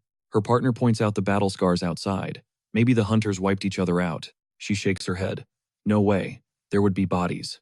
The government locked this zone down, and anyone breaking in leaves a trail. Kumo suggests they were chasing high-tier loot, rare items. Hikari feels the regional director breathing down her neck. Failing is not an option. She makes a move. Summoning Kagutsuchi. A massive serpent of purple energy manifests. With a scream, she commands it to rip the earth apart. Boom! A violet shockwave shatters the ground and blasts into the sky with savage force. Lila flinches. Her radar was empty. Panicked, she radios Stefan, but he is already sprinting toward the blast. As he takes off, she groans. Why is there always a problem? Then, out of nowhere, shadowy figures surround her. One flashes a creepy grin. Back in the desert, Kumo stares, awed by the raw power that just leveled the zone. Hikari moves to loot the magic stones. Sure, she nailed it, but the blast uncovered buried bodies. The huntress lets out a terrified scream. Kumo rushes over. Relax, not humans, monsters. He explains they are dark creations. Their hands twitch. Suddenly, a horde of ghouls erupts from the sand, hungry for blood. Undead swarm them instantly. The huntress scowls, mind racing. How the hell did they hide without tripping sensors? Her partner is confused too. Undead do not usually pack up like this. Whatever. She attacks first, calling her spirit, Kagutsuchi, to wipe the board clean. At her command, it forms a titanic purple energy snake. It lunges, shaking the very earth, and sends monsters flying. A follow-up beam fries every zombie in its path to a crisp. Smirking, she quips, "Try sneaking up on me again." But the win is short-lived. More freaks claw out of the sand. Her partner panics. Is there a whole army buried under their feet? He freezes, brain short-circuiting at the sheer number of enemies spawning. Suddenly, the kid spots a blindside attack. Watch your six. Before the blow connects, a hunter blinks in, blasting a beam that saves her life. The rookie scans the battlefield. Where did all these things come from? Annoyed, she snaps back, asking how his boss missed a literal horde under their noses. The argument heats up, but the partner cuts in. Save the drama. We got incoming. He triggers Kamaitachi and dashes forward, leaving a streak of blue neon energy. He shreds the undead, but the bodies keep twitching like nothing happened. Smash their heads or they will not stop. Fed up, the girl screams for Kagutsuchi to nuke them all at once. The serpent whips around, obliterating the horde with its tail. She admits her power, drains fast against physical bodies. The hunter shrugs, pretty sure our leader already knows that. The partner figures out the meta smash, the skulls or die trying. He charges a beast, complaining the whole way. This is literally his nightmare matchup. His kit is built for massive area of effect nukes, not single target duels. He knows they're cooked if this keeps up. The mob density is just too high. Suddenly, a mysterious voice echoes from the shadows, summoning a literal storm. Crimson energy arrows rain down from above, drilling into targets with insane precision, straight through the undead skulls. The girl stands there, totally shook, wondering how anyone can land every single shot with such god-tier aim. In seconds, the horde gets wiped, flawless victory. Min Si-woo steps out of the chaos, watching everything with that ice-cold, calculating stare. Stunned, the huntress can't help but wonder what kind of monster Stefan really is. Totally gassed, he realizes why Leela's radar missed them. These things have zero vital signs. He suggests ditching the portal, gearing up properly, and spinning the block at dawn. Her partner nods, but she's hesitating. Min Si-woo tells her to cut the stubborn crap. Pushing forward is just gonna wreck the mission site. Face burning red, she silently agrees, knowing they're just burning mana and wasting time. But then, her partner screams and points at a nearby trench. Another wave of undead bursts from the hole, rushing them at full speed. She spins around to Stefan and asks if his boss is coming, or if he even managed to warn her. Panicking, he replies he tried to make contact, but she's ghosting his calls. Min Si-woo shoots him a look of pure disgust, asking if he seriously just left his leader out there solo. Before anyone can clap back, he dumps the monsters on them and takes off. He sprints across the wasteland, leaving the squad to deal with the new threat. While on the move, he whips out his phone and calls for backup inside the portal. He orders them to track the other team's trail and keep him posted on their location. After hanging up, he pauses and scans the canyon, calculating his next move. He figures the enemies probably snatched one of their teammates. Cut to the next scene, Lila is tied up. Thinking she never stood a chance, they totally jumped her. She's wondering how the bandits breached the perimeter, since security was tight and the portal was on lockdown. One of the captors gets triggered by her defiant stare, but the boss orders him to chill. He explains they need her as bait to lure the rest in and wipe the whole squad, killing two birds with one stone. Their endgame is taking over the black market. He tells his lackey to look at the big picture, but the partner protests about taking orders from a guy who looks like a bag of bones. The boss shuts him down, warning him to watch his mouth when speaking about him. He might look frail, but watch out, he's a necromancer. Speaking of the devil, the guy slices his own veins and lets dark blood drip onto the desert sand. The liquid spreads out, and suddenly, an undead hand violently bursts from the ground. The white-haired man gears up as the undead rise all around him. The voice concludes with a creepy calm, explaining that necromancy is an art that defies the natural laws of life and death. And even within those forbidden arts, his methods are the absolute worst. The leader views him as a despicable creature, something unlike anything he's ever seen. However, he admits he needs the necromancer's connections to rebuild the mast, his father's legacy. Just then, a curious goon asks for a whiff of the drug. The boss shuts him down instantly, asking if he's lost his damn mind. Another guy steps in, clarifying that the vial's contents can boost a mediocre skill, all the way to S-rank level. Then he warns that the user's body becomes a ticking time bomb, destined to implode sooner or later. The leader gets in the necromancer's face, demanding to know where that substance came from. The white-haired man just cracks a sinister smile, totally amused by the situation. He mocks him, asking how he dares to demand anything after being such a colossal failure. The leader makes excuses, claiming it was out of his control, just unforeseen variables. Leela, tied up, laughs right in his face, saying she actually admires his lack of shame. The guy in sunglasses glares at him, stating he has no intention of spilling intel to a useless leader. The goon loses it and lunges at him, but the necromancer senses the commotion and spins around. Cut to a woman suddenly appearing, ordering him to stand down. There are dangerous investigators lurking nearby. Ivan, the necromancer, greets her with a smirk, asking what Lady Crow is doing in a godforsaken dump like this. She freezes the moment she spots the hostage, asking who the hell that girl Lila is. She watches from the shadows, absolutely convinced someone is about to get wrecked. Ivan flashes a cocky grin, clarifying he wasn't talking about the hostage. She stays breathing, for now. Crow drops the bombshell he was referring to himself. He tells Ivan it's too late and starts glitching out of existence. Before ghosting completely, he taunts, "You really think we're on the same team?" The necromancer loses it, teeth grinding in pure rage. He curses the guy for hiding in the dark. A confused lackey pipes up, Boss? Who was that?" "Shut your mouth," the boss snaps. "Play dumb." His face goes stone cold. Neither the girl nor the feds are seeing the sunrise. Cut to another scene. Our trio stumbles onto a trail of bodies. Total carnage. Estefan shudders. "Man, Min Si Woo's path is paved with zombies. Literal nightmare fuel. If it wasn't for him, we'd be cooked," he admits, begging to call for backup. But the huntress isn't backing down. She's running on fumes but refuses to quit. Her partner catches her right before she faceplants. "Hey, I got you." Suddenly, Min Si Woo pulls up. Hikari blinks, shocked. "You came back?" The hunter just stares, ice cold as always. Estefan stammers, Did something happen to leader Lila?" Hikari cuts him off, annoyed. Min Si Woo ignores the drama. "Found battle traces. I can sense her mana. That way." Her partner connects the dots. "You think the guy who summoned these freaks took her?" "No way," Estefan panics. "Leela wouldn't go down that easy." Min Si Woo walks past him. "Scared? Then stay here and fight. The monster's yourself." Ice cold. Seeing him bail, the squad has no choice but to scramble after him. "Wait up!" Inside the portal, Min Si Woo confirms the kidnappers are locked in there with them. Hikari starts gagging at the smell. Ugh, the air reeks of death. Her partner looks around, nervous. "You really think they dragged the leader all the way out here?" They hit a cavern. Boom, a voice echoes from the dark. "Well, look who finally showed up. Thanks for saving us the trip," the villain sneers. Zombies start swarming, but Hikari snaps. "You bastards." She dives in, blade swinging. Kumo's right behind her, screaming, "I ain't letting my cousin have all the fun." He clocks the four-eyed lackey, who whines, "I don't get paid enough for this violence." Kumo ignores him, unleashing a sick spin attack that knocks the whole squad back. Point of view, you messed with the wrong team. The enemy leader is not amused. Reckless brats. He charges up his ult. Wolf Lance. He unleashes a nuke of golden energy. Min Si Woo clicks his tongue, he's over these clowns, but Kumo clutches up. He pops a magic barrier, tanking the hit. Hikari scans the room. Too tight. Can't summon here without crushing us. She switches strats. Use the chaos as cover to locate the missing Lila. But the necromancer teleports right in her face. Knew a rat would try to scurry away. "Move, trash." Hikari screams, her body crackling with high-voltage lightning. White hair just sighs. "You're annoying." Bam. He lands a brutal hit, sending her flying. Kumo watches her ragdoll through the air and screams.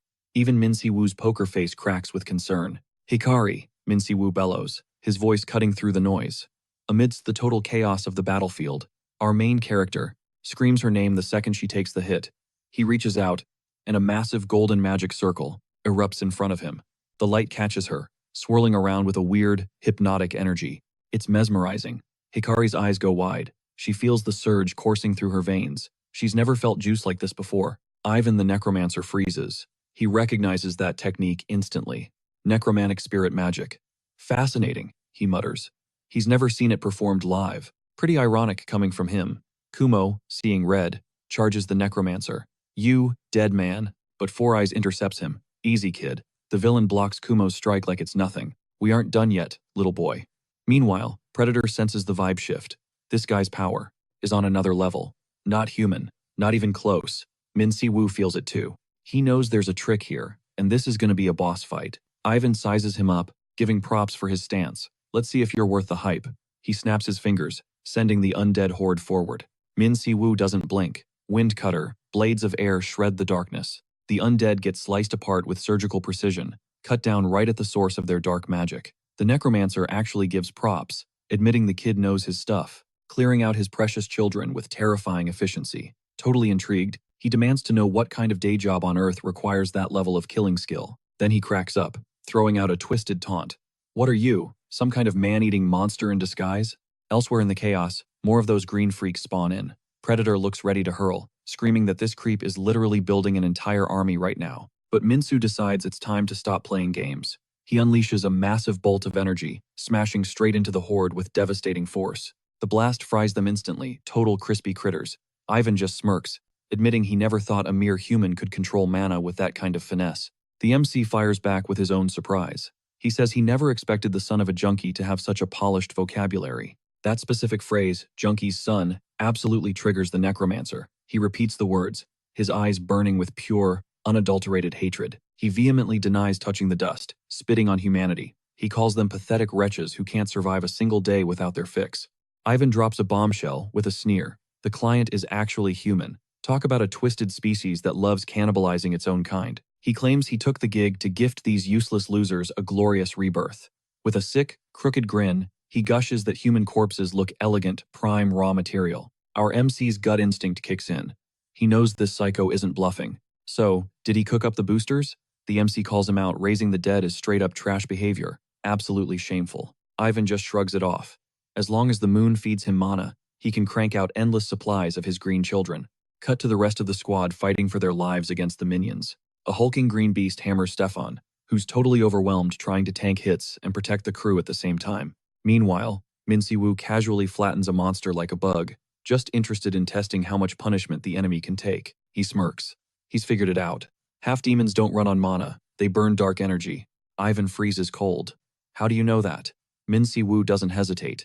He reads him like an open book. He knows Ivan is a half-demon, a creature with cursed blood, rejected by demons and humans alike, a total outcast in both worlds. Our hero mocks him, claiming he could smell that stink a mile away.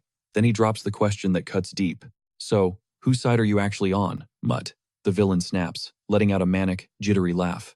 His hands are trembling with pure rage. Boom! He unleashes his full aura, screaming that Min-Si-woo is the filthy, disgusting human here. Predator warns that the enemy's energy is thick, but his attacks are getting basic. Si-woo decides to go nuclear. You gonna burn yourself out again? Predator asks. Si-woo shoots back that he just wants to crank up. His new skill, a notch. Don't be a chicken. Before the entity can even scream, no, don't do it. A massive purple shockwave detonates from the magic circle. Min-Si-woo smirks. He lives for this heat. He triggers Tamer, and violet energy chains erupt from the floor, skewering the undead and locking them down instantly. Stefan gasps, hyped that the zombies froze mid-lunge. The villain boss is clueless about what just went down, until he spots Si-woo. It hits him the kid is somehow puppeteering the monsters. Then, the script flips. The zombies slowly pivot and start boxing in their former masters. The minions scream, "Stay back," totally freaking out. The boss panics, demanding Ivan fix this, but it's game over. The horde tears the two goons apart without mercy. The necromancer stares at our MC, realizing the impossible truth. He's hijacking the undead with domination magic. It's insane, but that pitch-black mana is undeniable. He's actually impressed. Wrapped in shadows, Min-Si-woo steps up. The rattled villain can only ask one thing. What the hell are you? Ivan looks down at his own hands, questioning his own humanity after seeing the brutal power of those chains. Si-woo feels the recoil, crushing his body, while inside his head, Predator is spinning, trying not to puke. Take a nap, Si-woo tells the entity. He's got this. Suddenly, the zombies go feral and rush Ivan. Ivan yells, "Come to Papa," mocking them before realizing the irony. Annoyed, he's forced to blast his own creations into dust with a devastating energy wave. The impact triggers a massive explosion that blows a hole straight through the cave ceiling, raining debris everywhere. Dust settles. Ivan vows to stop playing nice, but blink and you'll miss it. Min-Si-woo is already behind him. Got any more tricks? Ivan is shook he never saw. The speed blitz coming. Suddenly, a voice echoes from the hole above, thanking them for the escape route. Finally out, the stranger says.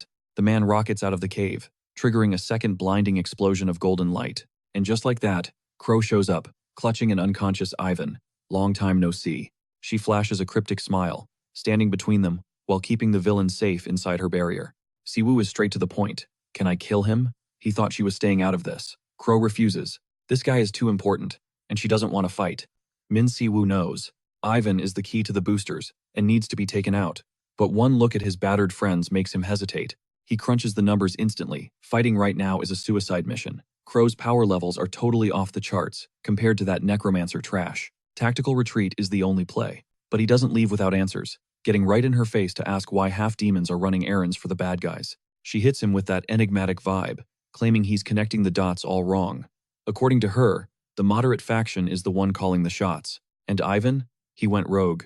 She smirks, claiming she doesn't even know who cut the check. Siwoo isn't buying it for a second. He calls her a liar. He knows she's been shadowing him, helping him this whole time. Crow flinches, that cool facade cracking just a bit as she denies it. She swears she only jumped into the fray because her squad needs Ivan breathing, not buried. She admits he's got questions, but she sticks to her script. She doesn't know anything else. The hunter looks away, adrenaline fading, his body finally shaking from that marathon brawl. In the background, the rest of the squad starts pulling themselves out of the rubble. Siwoo sighs. It's not worth it. He decides to let her walk, but drops a cold warning. Next time, no mercy. Stunned, Crow asks if he actually trusts her. His reply is ice. I don't trust you. I read your mana flow. That hits a nerve she didn't know she had. She turns to leave, wanting to ask one last thing, but Siwoo beats her to the punch. Who is us? She flashes a cocky grin. Fine. She'll give him a breadcrumb. Easy. She drops the name and vanishes into thin air with the necromancer. Siwoo stares at the empty space they left behind, realizing the half-demons were just pawns, disposable pieces in a massive 4D chess game. Humans wouldn't hire monsters that despise humanity unless the stakes were insane. And that mysterious drug, that wasn't normal magic. It felt evil, but not otherworld demon evil. He makes a mental note. He needs to track down this shady IZ organization. Later, Lila thanks the squad for the save and suggests they finally blow this popsicle stand and exit the portal. But Siwoo isn't done. Loose ends need tying. Hikari steps up, asking about the necromancer. Siwoo keeps it vague, saying the guy bolted while he was busy fighting. Another problem. Lila hangs her head, apologizing to the team for letting her guard down. But the girl isn't having the pity party, insisting they should just be glad everyone is walking away in one piece. Siwoo scans the group, thinking this right here is exactly why he works solo. Except, he hasn't really been solo, has he? He cracks a smirk. Right, partner? He reaches out mentally to Predator. Silence. Dead silence. Our hero is truly on his own in the void. Cut to black. 2 days later, HMS headquarters. Edward Blackwood looks absolutely shook hearing the report on the undead army. And the necromancer? Siwoo nods grimly. Based on his trash talk, that was just the tutorial. Edward looks crushed, guilt written all over his face, apologizing for the intel failure that almost got them wiped. The MC waves it off, telling him nobody could have predicted that mess. They survived. That's the win. Edward sighs, grateful. Because of you, the squad is back in action. Hikari's ready. He grins. The mad dog is off the leash again. But Siwoo is already walking away. Cool story. I'm busy. Bye. Back in Korea. He pauses outside. Someone's camping his spot. It's Hikari. I came to say thanks for the heals. She looks down. I sucked back there. My performance was terrible. She promises next time, she'll actually carry her weight. Siwoo barely breaks stride. Sure. He keeps walking, leaving her in the dust. As he walks, his mind drifts. Predator has been ghosting him since the boss fight, even though his skills are fully online. Mana flow? Green. Core recovery? Optimal. He looks up at the sky, wondering when his little buddy is going to wake up. Meanwhile, at HMCS HQ, the tension breaks. Middle East Division tracked down Almas. The agent clarifies, they didn't cook the drug. Their network crumbled when the boss died. VP Edward cuts through the noise, getting straight to the point. The portal. Status? The news is bad. It's wrecked. Total instability. We're sealing it shut. That leaves them wide open. Edward rubs his temples, exhausted. But the agent drops another bomb. The ex-chairman's loyalists? They've seized the HQ. And there's one name leading the charge. Inspector Juan Cargill. He's coming for your throne, sir. Suddenly, the door flies open. A guy strolls in like he owns the place. Whoops, forgot to knock. Speak of the devil, Juan Cargill. He gives Blackwood a savage, mocking grin. So, about that booster case. Is it true you're crashing and burning? Cargill leans in. I heard rumors you hired some random nobody, some generic hunter from Asia. He laughs in their faces. And you still came back empty-handed? He turns and walks out like a boss. Looking like a total wreck, Edward tenses up and claps back immediately. They got jumped. There was literally no other choice. But the inspector isn't budging an inch. That doesn't change the hard truth. They failed to track down the drug's creator. At this rate, he adds with toxic calm, nobody can deny this investigation is dead in the water. Flashing a sinister grin, Cargill drops his bombshell proposal. Take the case public. Edward openly scoffs. That's insane. If this intel leaks, civilians will find out about the drug, and demand is going to skyrocket. But Cargill isn't sweating it. We just track the supplier and shut him down, he says, ice cold. Besides, with things moving this slow, the truth is going to spill sooner or later anyway. Looking triumphant, he announces he'll consult the others, even though he already knows who's in his pocket. As the door clicks shut, leaving him alone, Edward spirals into his own head. That wasn't a debate he just survived, that was straight up blackmail. Cut to our main character on the phone. The case is about to blow wide open. He admits he wanted to handle this solo, but the rabbit hole goes way deeper than he ever imagined. On the flip side, the kid isn't buying the bald elder's story about the necromancer. Back on the line, Min Si-woo. Here's the hunt for pandemonium, and IZ came up dry. 0 results, but there's something way more pressing. Intel on the portal. Edward's on the other end. He explains they ran a new eval, and the portal is completely toasted. Unusable. Min Si-woo starts connecting the dots. Maybe it was misclassified, because of the insane body count found there. Usually, empty portals mean they've already been cleared out, but finding 0 monsters? That's sketchy. Edward asks for his take. Images of the villains flash through the hero's mind. He wonders what if they predicted an empty portal and set it up as a base. But then, a wilder thought hits him. What if the portal isn't even real? He drops a theory. It could be an illusion created just to distribute the boosters. Edward lets out a disbelief laugh. Sounds impossible. Still, he promises to look into it and asks him to stay on the team. Si-woo agrees. Letting out a long sigh, he hangs up after the draining chat. Suddenly, another hunter challenges him to train. 3 against 1. Min Si-woo smirks and takes the bait. A solid warm-up is exactly what he needs right now. Meanwhile, the bald guy pulls another kid aside, telling him to let the protagonist chill for a bit. Then he stretches out, hoping a hardcore training session will finally wake up Predator. Cut to night. Outside a high-end club, a massive crowd swarms under the neon lights. Inside, the party is absolutely lit. Amidst the noise and luxury, one guy stands out, neck tattoo, serious vibes. He looks like the main character here. He stops at the VIP section and tells the bouncers he's got unfinished business. One guard demands the password. Shadows have no color. The man completes the code without blinking. Only crimson blood resembles them. Access granted. Inside, a guy greets him with slick elegance. The redhead with the neck tat grins and asks if he's been good since their last meetup. The guy with glasses wants to know if the Grand Master made it to the business meeting. The redhead lights up a cigarette and replies that the boss is a no-show for security reasons. The host snaps his fingers. He assures him a guard will escort him out when it's all wrapped up. Suddenly, a man with a braid materializes behind him and helps light his smoke. The redhead mutters that the pigs are making everything complicated. Then, footsteps echo. The other guest has arrived. A masked man strides through the door and greets the redhead, calling him San Chang. He praises his punctuality and signals the glasses guy to show the goods. He apologizes for the rush master's orders to move before the cops do. The glasses guy presents a black briefcase and asks if they want to inspect the merch. When the latch clicks open, the masked man is left speechless, staring at the product. Back at the agency, Min Si-woo is zoned in on his work, totally oblivious to the stares from 2 colleagues. From the back of the office, they're whispering up a storm. Rumor has it he got called up to HQ recently. And they aren't the only ones gossiping. Other employees are buzzing too, convinced this hunter has some shady connection to the top brass. Right then, Byung pulls up to his desk. He greets him with a smirk and cuts the small talk, asking about the new official doc. Si-woo looks up and asks if it's about the booster investigation, making it crystal clear he's already in the loop. Byung looks awkward. He explains the regional director was totally in the dark about the operation. The hunter. He claims it's all classified orders from the top brass, which only makes the air in the room 10 times heavier. His partner chimes in, dropping the bomb that HQ went over their heads, basically throwing their director under the bus. Suddenly, a huntress struts up to the desk, slamming a note down to grab the team leader's attention. It's a summons. The big boss wants to see them, plus Hunter Min Si-woo. Smash cut to the director's office. The duo stands there, sweating it out while the director drills holes into them with a death glare, ready to rip. He kicks things off by saying, International HQ just blasted out a global cooperation request to every single branch. Then he drops his voice. A new, illicit substance is spreading like an epidemic. His eyes lock onto Min Si-woo, demanding to know if he confirmed this intel during his last run. Si-woo doesn't flinch, just a cold, hard yes. The intel is solid. The director skips the pleasantries and demands the gritty details. What the hell happened out there? Then he just snaps, veins popping, screaming about why HQ has such insanely high expectations for the Korean branch. Min Si-woo and Byung exchange a total what the fuck look, completely blindsided by the boss's meltdown.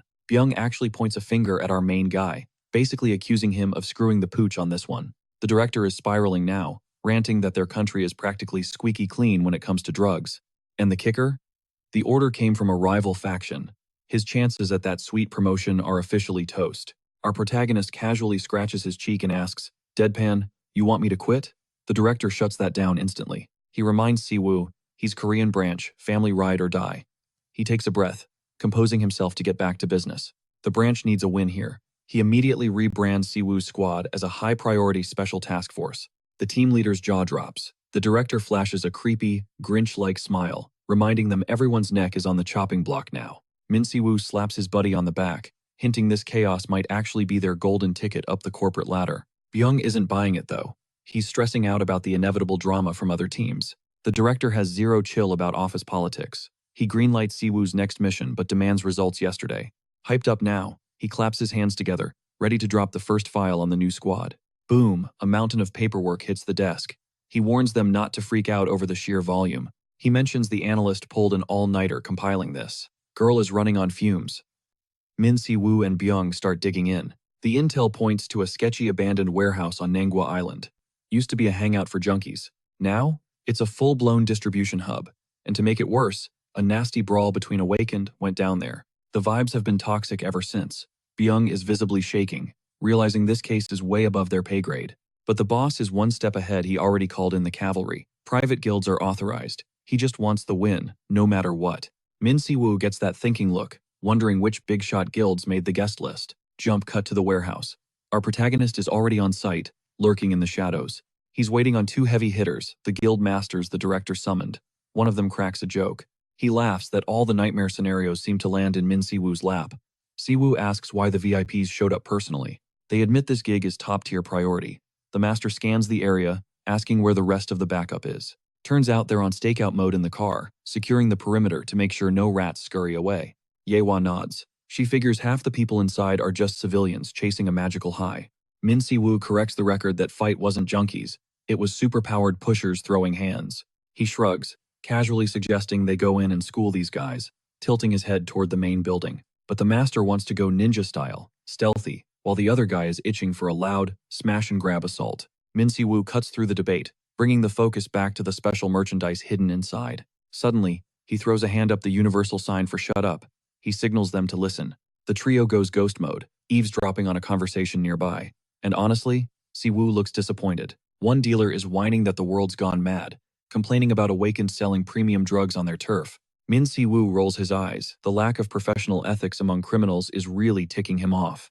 It's just gross. The chatter continues until one guy drops a bomb. Yang Chuan is in Korea. The other goon asks, "Who the hell is Yang Chuan?" leaving his buddy stunned until they spin around, spot our heroes, and scream in panic. Min Siwoo flashes a wicked, sarcastic grin. He demands to know who these clowns are before dropping the bomb. "We ain't buying what you're selling." Flanked by the guildmasters, he shifts into battle mode. He barks an order at the dealer. "Crack that warehouse open. Now." Moments later, the two thugs are hogtied on the floor. With the trash taken out, the path inside is wide open. Adrenaline kicks in for Siwoo and the guild leader. She's itching for a fight, suggesting they storm the place and burn it all to the ground instantly. But Sejun just sighs at their recklessness. He waves them over, chill as ice, and pulls an artifact from his pocket. Flash of light skill activated. The air shimmers like a mirage, and boom, they vanish. Invisible. Siwoo watches the cloaking spell take hold, genuinely impressed by the technique. He clocks it immediately. A super rare transformation variant. Even the guild leader has to give props to that kind of skill. She admits the title Great Mage of Korea isn't just hype. But Sejun, he just shrugs it off like it's nothing. He claims it's just a different way to spin elemental magic. Once you get the mechanics, it's actually pretty versatile. He goes full professor mode, explaining that stealth is basically just bending light, manipulating one of the 5 core elements. Siwoo grins, teasing that Predator's brain would probably melt trying to process a lecture like that. That makes Sejun pause. He asks if the parasite inside him is acting up. Siwoo waves him off, totally playing it cool. He reaches out and messes up his brother's hair, shocked at how tall the kid's gotten. The guild leader just stands there, totally confused by the family bonding. Sejun gets all flustered, but Siwoo doesn't let it linger. He snaps back to business mode. Playtime's over. We're going in. The invisible squad slips past the entrance guards. Siwoo whispers the plan. Hit hard, hit fast, and get the hell out of here. Inside, it's tense. They spot a shady deal going down, some buyer demanding a bulk discount like he's at a twisted supermarket. The seller shuts him down cold. "We ain't running a charity here." The client grinds his teeth, clearly losing patience. The vibe in the room is heavy. One guy's passed out cold on the floor, while another screams in desperation. The guild leader notes these guys are just vanilla criminals, not awakened. Sejun suggests they stay hidden and track where the real power players are operating. He warns that this facility is massive. Taking out these low-level pawns won't stop the organization. They need the head of the snake. The operation would just keep running. While they strategize, Siwoo keeps his eyes locked on the scene, deadly focused. He's hunting for the real target. Suddenly crash. A noise from the back of the warehouse makes the two leaders jump.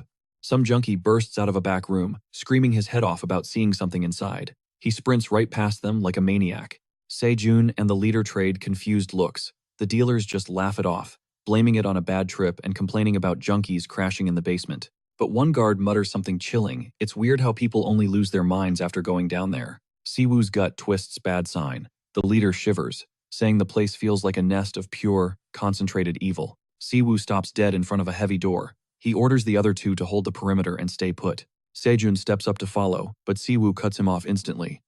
"I'm not saying it twice. One look is all it takes to freeze them in place." Without another word, he turns and descends into the darkness alone. Down in the basement, it's less of a warehouse and more like a literal sewer. He wonders if it's an escape tunnel, but as he pushes through the gloom, he feels a weird, static energy hanging in the air. Suddenly, a silhouette with long hair manifests. It's not Mana. It feels like a summoned entity, something definitely not alive. The presence flickers right behind him. Siwoo wonders if it's a heroic spirit and charges up a mana blast, but he freezes. If that thing were a combat spirit, it would have attacked the second he flared his power. The figure shrinks down, morphing into a tiny, harmless ghost. Siwoo realizes his mana doesn't even phase it. No hostility at all. That can only mean one thing. Suddenly, a little girl steps out of the shadows. She begs him not to hurt her spooky friend. Siwoo is shook. He's still invisible. How the hell can she see him? In the middle of this filthy labyrinth, there's a kid clutching a teddy bear. "What exactly are you?" Siwoo asks. She fires back without skipping a beat, pointing a finger and calling him an intruder in her home. Siwoo can't believe she calls this sewer a home. "Where I am, I make the rules," she says. Siwoo sighs, dropping to one knee. He decides to get real. "Where are your parents?" He spots the bruises on her arms. She admits her folks trade her for drugs and ignore her. She got hurt scrounging for food alone. The truth hits him like a truck. Without hesitation, Siwoo summons his light magic to heal the kid. A warm golden aura wraps around her, scrubbing the dirt from her clothes and erasing every bruise. The girl stares, mesmerized. She whispers that his power feels warm, totally different from hers, which feels like ice. She explains that her ghost friends hide her from the bad men. Siwoo cracks a gentle smile. Now, it all makes sense. He sizes up the situation, and the bodyguard standing watch. "What's your name, kid?" She beams. "I'm Sion." Voice steady but warm, he drops a request. He needs a solid from her and the crew. It's make or break for his mission. Sion flashes a megawatt grin. "You got it." She's hyped to help her new bestie. Cut to black. Scene shift. Shady back alley deal. A red-headed buyer eyes the briefcase, lips curling into a crooked smirk. "That the goods?" The dealer doesn't blink. Purest stuff straight from the abyss. He promises one hit turns a B-rank fight into a cakewalk. Limited edition, though. The buyer's still skeptical, eyes narrowing. "What's the catch? Any side effects?" The dealer waves it off. "Relax. Getting hooked isn't easy." Thump. A weird noise rattles the ceiling, slicing through the tension like a razor. The dealer moves to check, but the buyer shrugs, unbothered. Probably just a rat. He steps toward the door, muttering about creepy sightings in the sewers. Suddenly, smack. A bloody hand slams against the glass, inches from the dealer's face. Panic mode. On. The redhead screams, totally losing it. "Ghost!" They bolt, terrified, only to crash straight into a wall of muscle. Min Si-woo. He's just standing there, solid as a rock, holding Cien. "Just a little prank, guys," he says, cool as ice. Then boom, one hit. Blue energy explodes, knocking the buyer out cold instantly. His stealth mode flickers off. Still holding Cien, he smirks. "Told you I'm a man of my word." He gently sets the kid down and gives her the signal. Dealers, wrecked. With the trash on the floor, Min Si-woo decides to inspect their magic product. He nudges a body with his boot. "Wakey wakey, time to talk." Nothing. Lights are on. Nobody's home. "Did I go too hard?" He wonders, swiping the drugs off the floor. This junk's been flooding Korea for a while. Flash forward. A mysterious blonde dude plummets from the sky, slamming into the concrete. Impact. Camera pans to a new baddie, A guy with a stitched-up face, eyeing the intruder. How'd they find us? He's rattled. Was there a leak about the product? Nah, impossible. He shakes the thought off. Gotta be a rat among us. He barks an order to a goon. Dump Si-woo's body. He thinks it's game over, but on the ground, Min Si-woo whispers a technique name, locking and loading a surprise counter. Boom. A purple magic circle erupts beneath him. Total ambush. Energy beams spray in every direction, blasting the boss's lackeys. Stitched Face barely manages to weave through the chaos, shook by the hunter's raw power. Min Si-woo hops up, dusting himself off. You guys are way quicker than you look. He notes they're tanky, definitely battle-hardened vets, standing tall even after that nuke. A cocky grin spreads across his face. So, who sent you? The leader sweats. This hunter recovered that fast? And has that kind of firepower. Danger level, critical. You play dead? Cheap trick. Min Si-woo fires back, says the guy hiding in the ceiling like a roach. A minion screams, which guild you rep? Min Si-woo just flashes that mocking smile again. Pure sass. He snaps a finger, triggering a containment spell. I asked first. The spell clamps down on the goon, squeezing until he screeches in agony. The leader tries to do damage control, charging blue energy in his palm. He unleashes Lion's Roar, throwing up a massive energy barrier to cover his squad. With the shield up, the lackeys scramble behind the defense line. You guys good? The boss pants. Min Si-woo watches from the other side, chuckling darkly. He grinds his teeth. Nice shield. Good warm-up. The minions? Totally wrecked. My ribs, 3 of them, gone. One groans. Suddenly, crack. A whip of fire shreds the barrier like paper. Seeing the writing on the wall, a desperate goon crawls over and grabs the dropped drugs. No other play. They down the pills, screaming, "You're gonna regret this." The dope hits instantly. Muscles bulge, veins popping. They rise, panting like beasts, wearing psychotic grins. "We're gonna break you." One lunges, firing a blast of energy. Die. Min Si-woo sidesteps it. Easy. Okay, power level definitely spiked. The other guy doesn't wait, he attacks. A cross-shaped slash tears up the ground. The hunter weaves past it, but he notices something. The raw power behind that hit just leveled up. Hovering midair, Min Si-woo drops a taunt, asking if they're ready to check into rehab after this beatdown. He clasps his hands, triggering a binding skill to lock him up. But flip the script, suddenly he's the one caught in a cage. Trapped inside a blue energy prison, he smirks. Rookie mistake. He missed one player on the board. The leader with the stitched-up face lets out a manic cackle, ordering his goons to delete the intruder permanently. But hold up, a female voice cuts through the tension as a blazing fire arrow gets knocked and ready. Bullseye. The shot lands square on the leader's dome. He never saw it coming. Guildmaster Yewa steps out of the smoke, salty that Min Si-woo always rushes in to hog all the glory. She and Sejun arrive as backup, announcing they've got their masters back this time. Sejun calmly adjusts his suit, almost amused, noting that the lackeys actually put up a decent fight.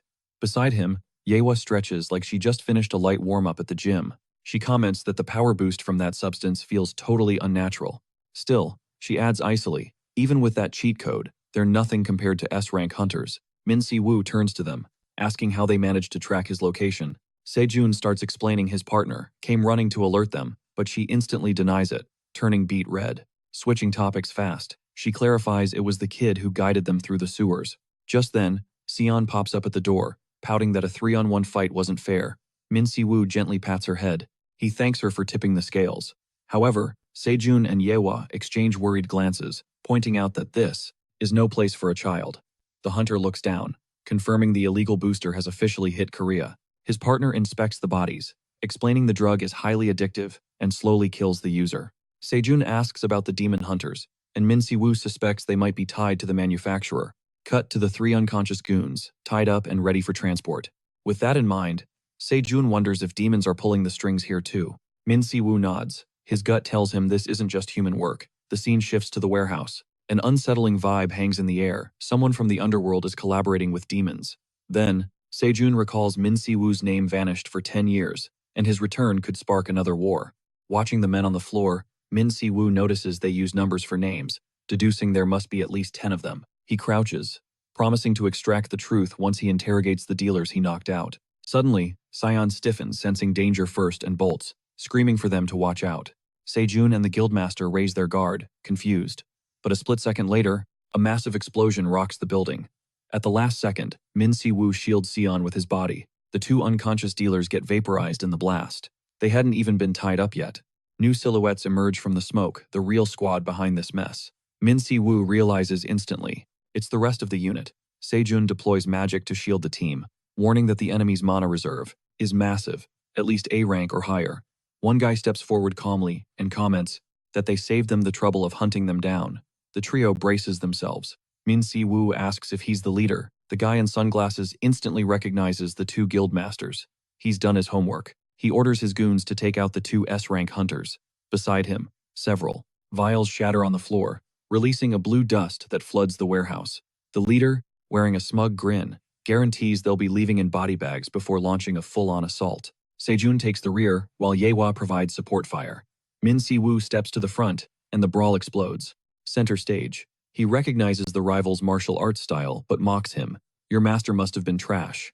The leader, pride wounded, charges his energy to the max. They collide in a brutal flash, arcs of power ripping through the air. Seeing the impact, Yewa screams his name and fires without hesitation. The arrow pierces the leader's shoulder. He feels the sting and the force of the hit. Enraged, he conjures an energy sphere and hurls it at the archer in retaliation. She freezes, bewildered. Did he just use his own power to boost that attack? Right at that moment, a goon sneaks up behind her, aiming for a cheap shot while she's distracted. But the blade crunches against a magic barrier that pops up in the absolute clutch. Sejun assures her he's got the small fry handled and proceeds to neutralize the mob. He screams at Cebu to hustle, but the hunter is floored, hit with some weird status effect. Our MC scratches his head, telling the guy to quit the lecture. Then, sporting a smirk, he admits his body is finally remembering the rhythm of a team fight. Cue a flashback showing his old squad.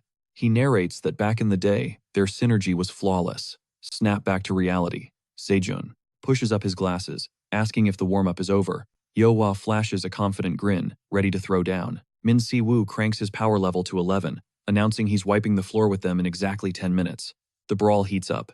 With his red aura blazing like a bonfire, the hunter charges the minions. The boss eats a massive direct hit, coughing up blood from the sheer force of the impact. Min Si-woo locks eyes with him, calling out his attempt to bait a stronger attack. He steps closer, deducing the enemy's main gimmick is all in that right hand. The leader, losing his cool, screams at him to shut up while unleashing a ferocious blue energy blast. Min Si-woo then explains his tech is basically a counter-strike. He stacks up the kinetic energy from every hit he took, but with a simple tap on the ground, he redirects all that force back instantly, shattering the rival's technique. The leader is left, shook, cursing himself for walking right into that trap. Min Si-woo, wearing a winning grin, declares the enemy looks pretty defenseless now. Min Si-woo launches forward with zero chill, unleashing a brutal flurry of punches that literally ruptures the ground beneath them. Every hit booms like a cannon shot. The leader can barely wheeze. He gasps in disbelief, wondering how a piece of trash like this reached Asura tier. Wrapped in a red aura, burning like living fire, our protagonist rushes in without hesitation. He winds up for the next strike and tosses the same question back into the air. How did he pull off such a feat? The answer is blunt, stamped right on his face. He invented that technique himself. The punch sends the guy flying backward with zero chance to block. Even so, the leader tries to clutch up, focusing red energy into his palm. Min Si-woo clarifies that Asura is just the name he gave to the shapes his mana takes. Realizing he's completely outmatched, the leader knows his only play is to run. He bolts for a hole in the wall, but Min Si-woo yells for him to get his tail back here. In a blink, the hunter teleports, right in front of him, asking if he's getting distracted. Then, he unleashes a combo of aerial attacks, battering him from every single angle.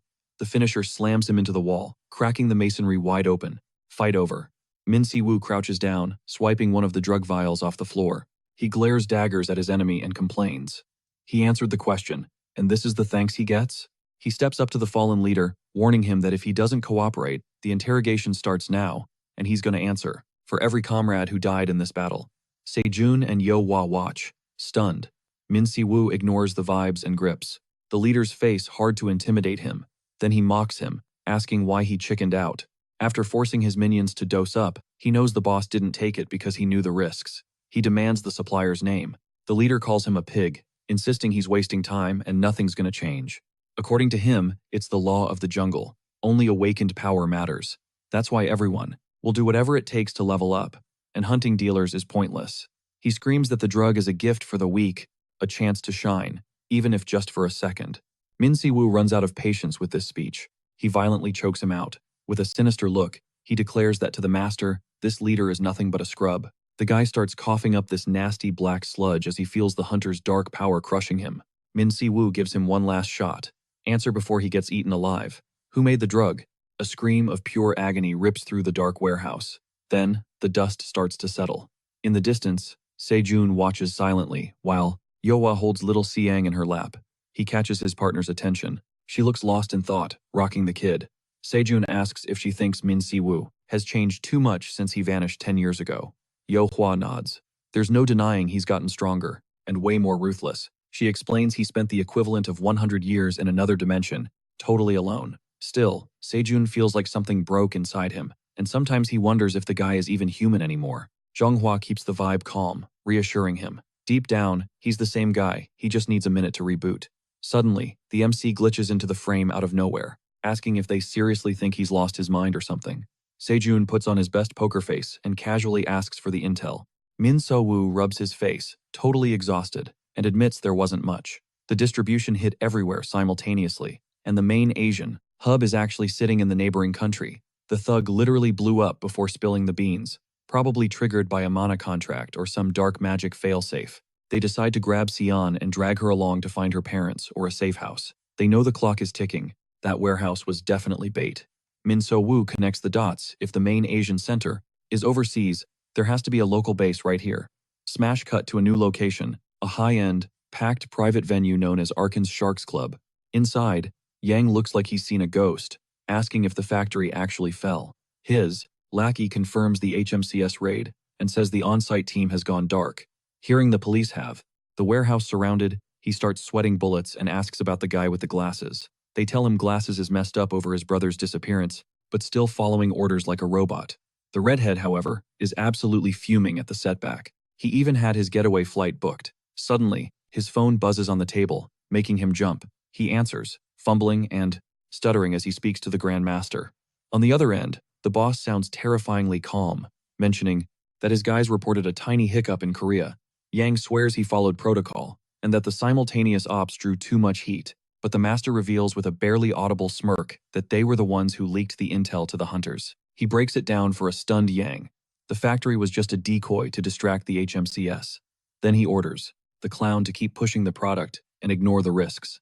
Yang is still freaking out about the agency closing in and the radio silence from his team, but the master assures him no one will talk because the strong hunters are already dead. He cuts the call with a confident smile, declaring their only job now is to hold the fort at Arkan's Sharks Club.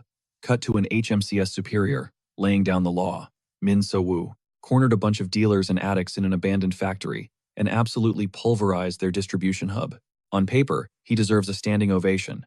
The awkward detail, he didn't leave a single soul alive among those pushing the illegal boosters. The scene shifts to the HMCS director's office. Min So-woo tries to explain himself as the tension in the room spikes. A colleague steps in to have his back, saying, "Hey, at least they got vital samples and origin data." Byung, totally indignant, throws a question out there. What else were they supposed to do when things went sideways? The director cuts the chatter and demands results from the rest of the squad. The answer? An awkward silence followed by a rough confession. No concrete leads, and to top it off, they lost the suspects they were tailing. The director snaps, exploding at them, to actually do their jobs properly. Then Min So-woo asks if it's really that big of a deal, noting they're already swamped with work. The director, losing his mind, screams that HQ isn't lying, even Japan is on high alert, and complains that the samples are useless without solid evidence. Through the murmurs, some agents whisper that the boss only cares about scoring points for a promotion. Amidst the chaos, Byung notices an empty chair and asks for Hunter Min. The answer leaves him blinking. Min So-woo just took the day off for personal matters. Cut to Sejun showing his brother a brand new house, asking if he digs the gift. Min So-woo, totally thrown off, admits it's nice, but isn't sure he can accept something this huge. Zhonghua jumps in immediately. "You deserve it. You've got way more people to look after now." Sejun reminds him he took in Jimin and little Sion. Min So-woo explains he looked for a place for her, but since she awakened without abilities, adapting would be tough. Zhonghua is fascinated by the girl's unusual vibe, and Sion confesses, totally chill, that she likes the lady with the red hair. Right after that, Sejun announces he split the costs and is considering this his second home. While Zhonghua takes Sion on a grand tour, Min So-woo smiles, realizing his friend's true plan. Suddenly, more people flood the patio, and Jimin, can't contain his hype over the new hideout. Once inside, everyone is blown away by the luxury, wondering if their master. He can barely keep it together seeing the new crib. Inside, total jaw-dropper luxury everywhere, leaving the squad wondering if their master is actually balling like that. Does he actually have the cash for a crib like this? Shalon asks, eyeing him sideways, totally sus about why they gotta live on top of each other. Min Si-woo rests a hand on her head, chill as ice, and tells her straight up, he needs them close to keep them safe. Flashing a solid grin, he drops the vow. Keeping this fam safe is his only mission. Period. Then it hits him. For 100 years, his only company was his own twisted memories. Flashback time. Min Si-woo is spiraling, haunted by the fact that he failed one of his own in the end. Snap back to reality. The squad rolls up to the new house. Fresh start, baby. He watches them, eyes locked in. This time, it's gonna be different.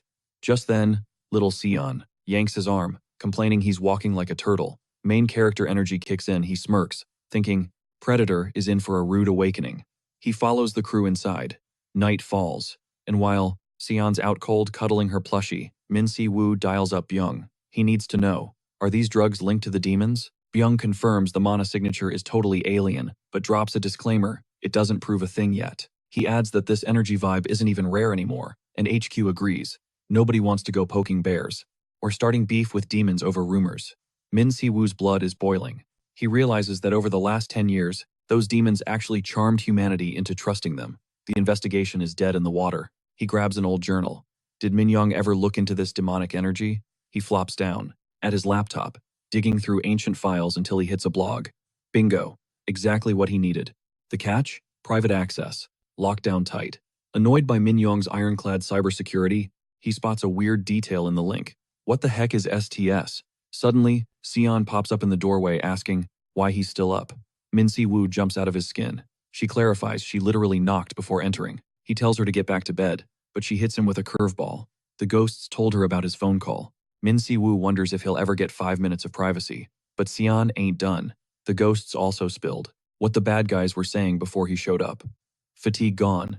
Interest peaked. He asks her to run that back. Every single word.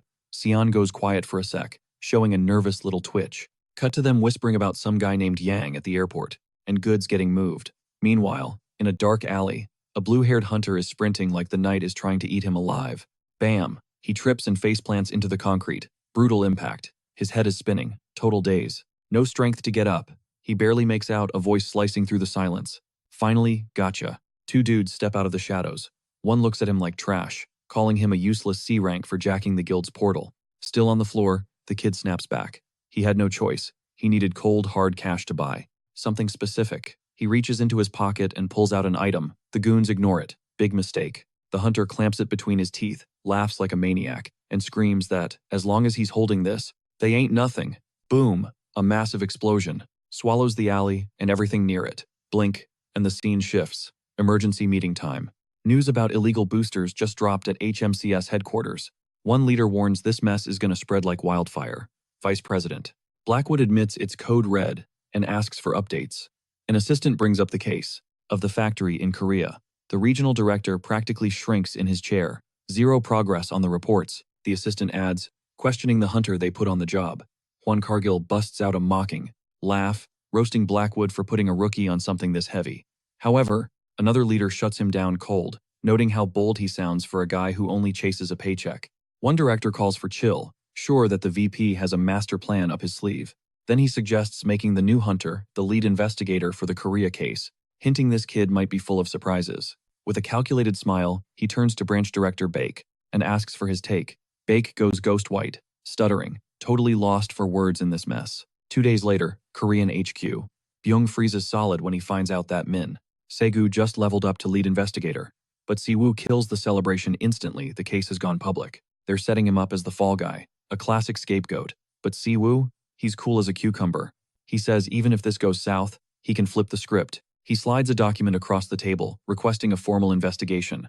Byung stares at the paper, totally confused. What the hell is an archon? Byung asks. Siwoo doesn't blink.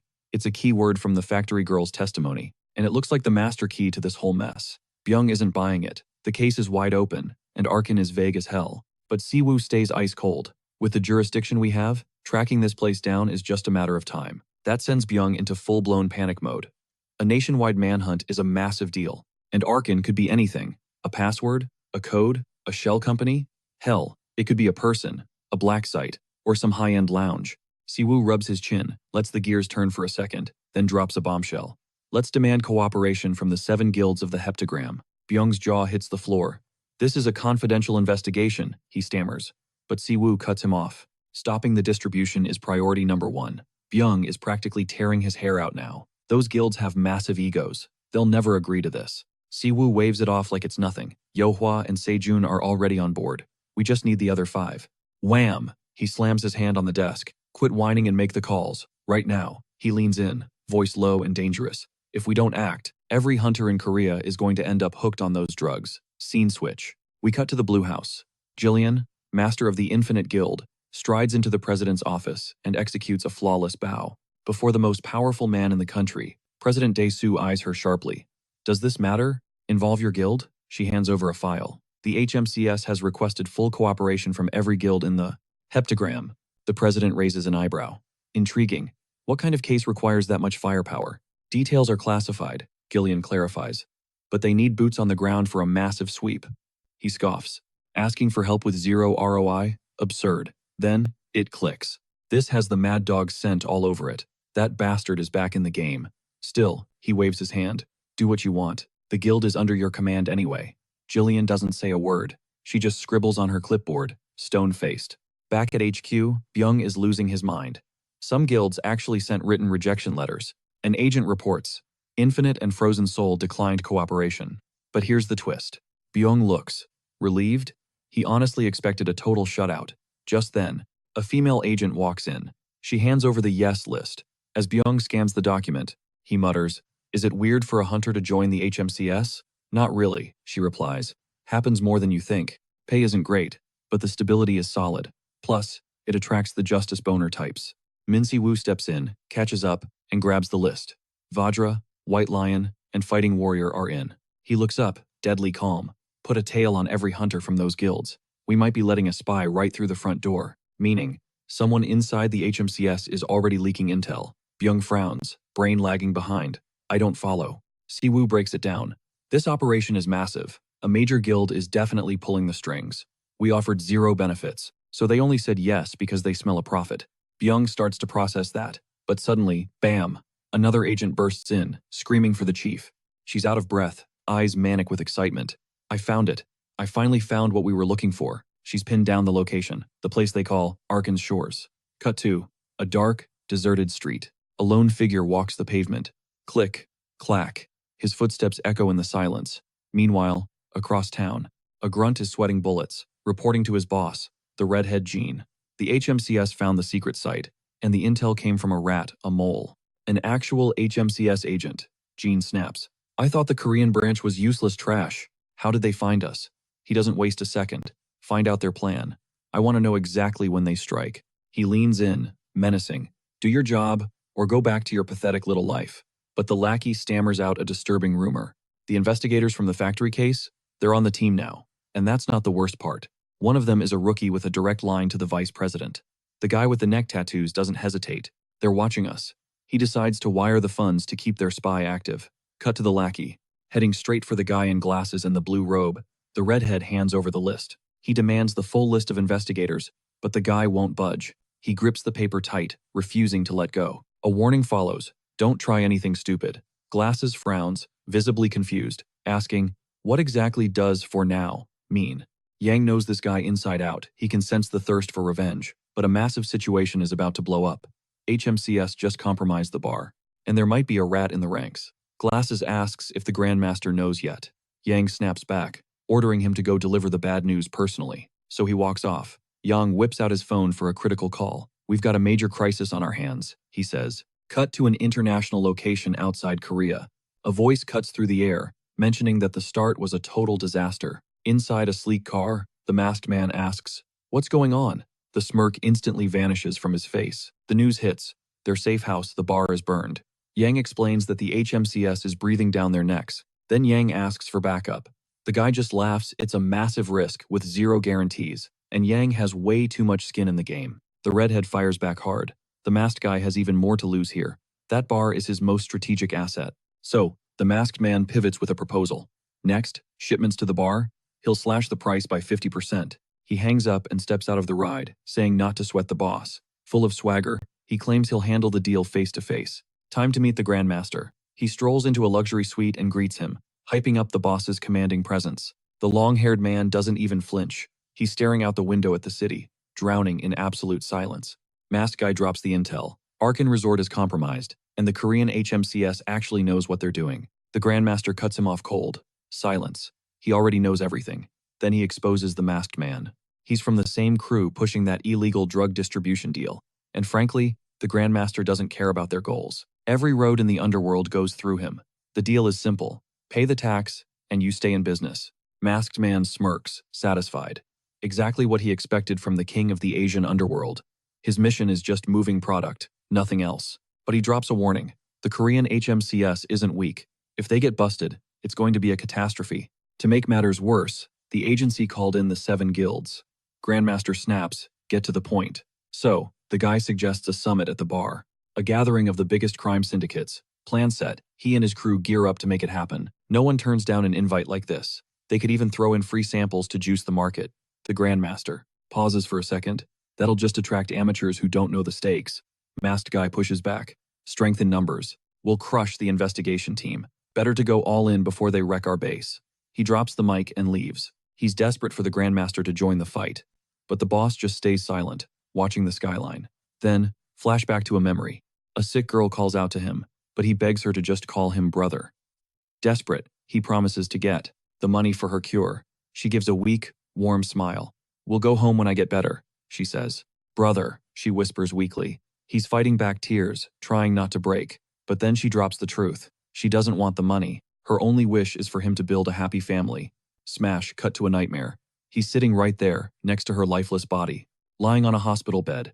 Flash forward slightly, a younger version of him tracking down the protagonist, begging him to be his teacher, so he can protect the people he loves.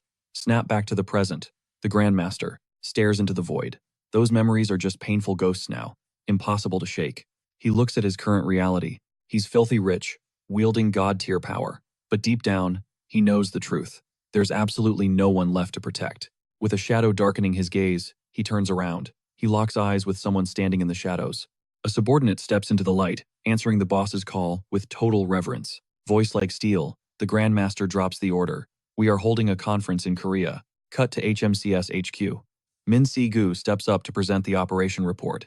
He introduces himself as the temporary lead investigator, handling the illegal booster case. And he doesn't waste a single second. He warns that any beef with his authority goes straight to HQ.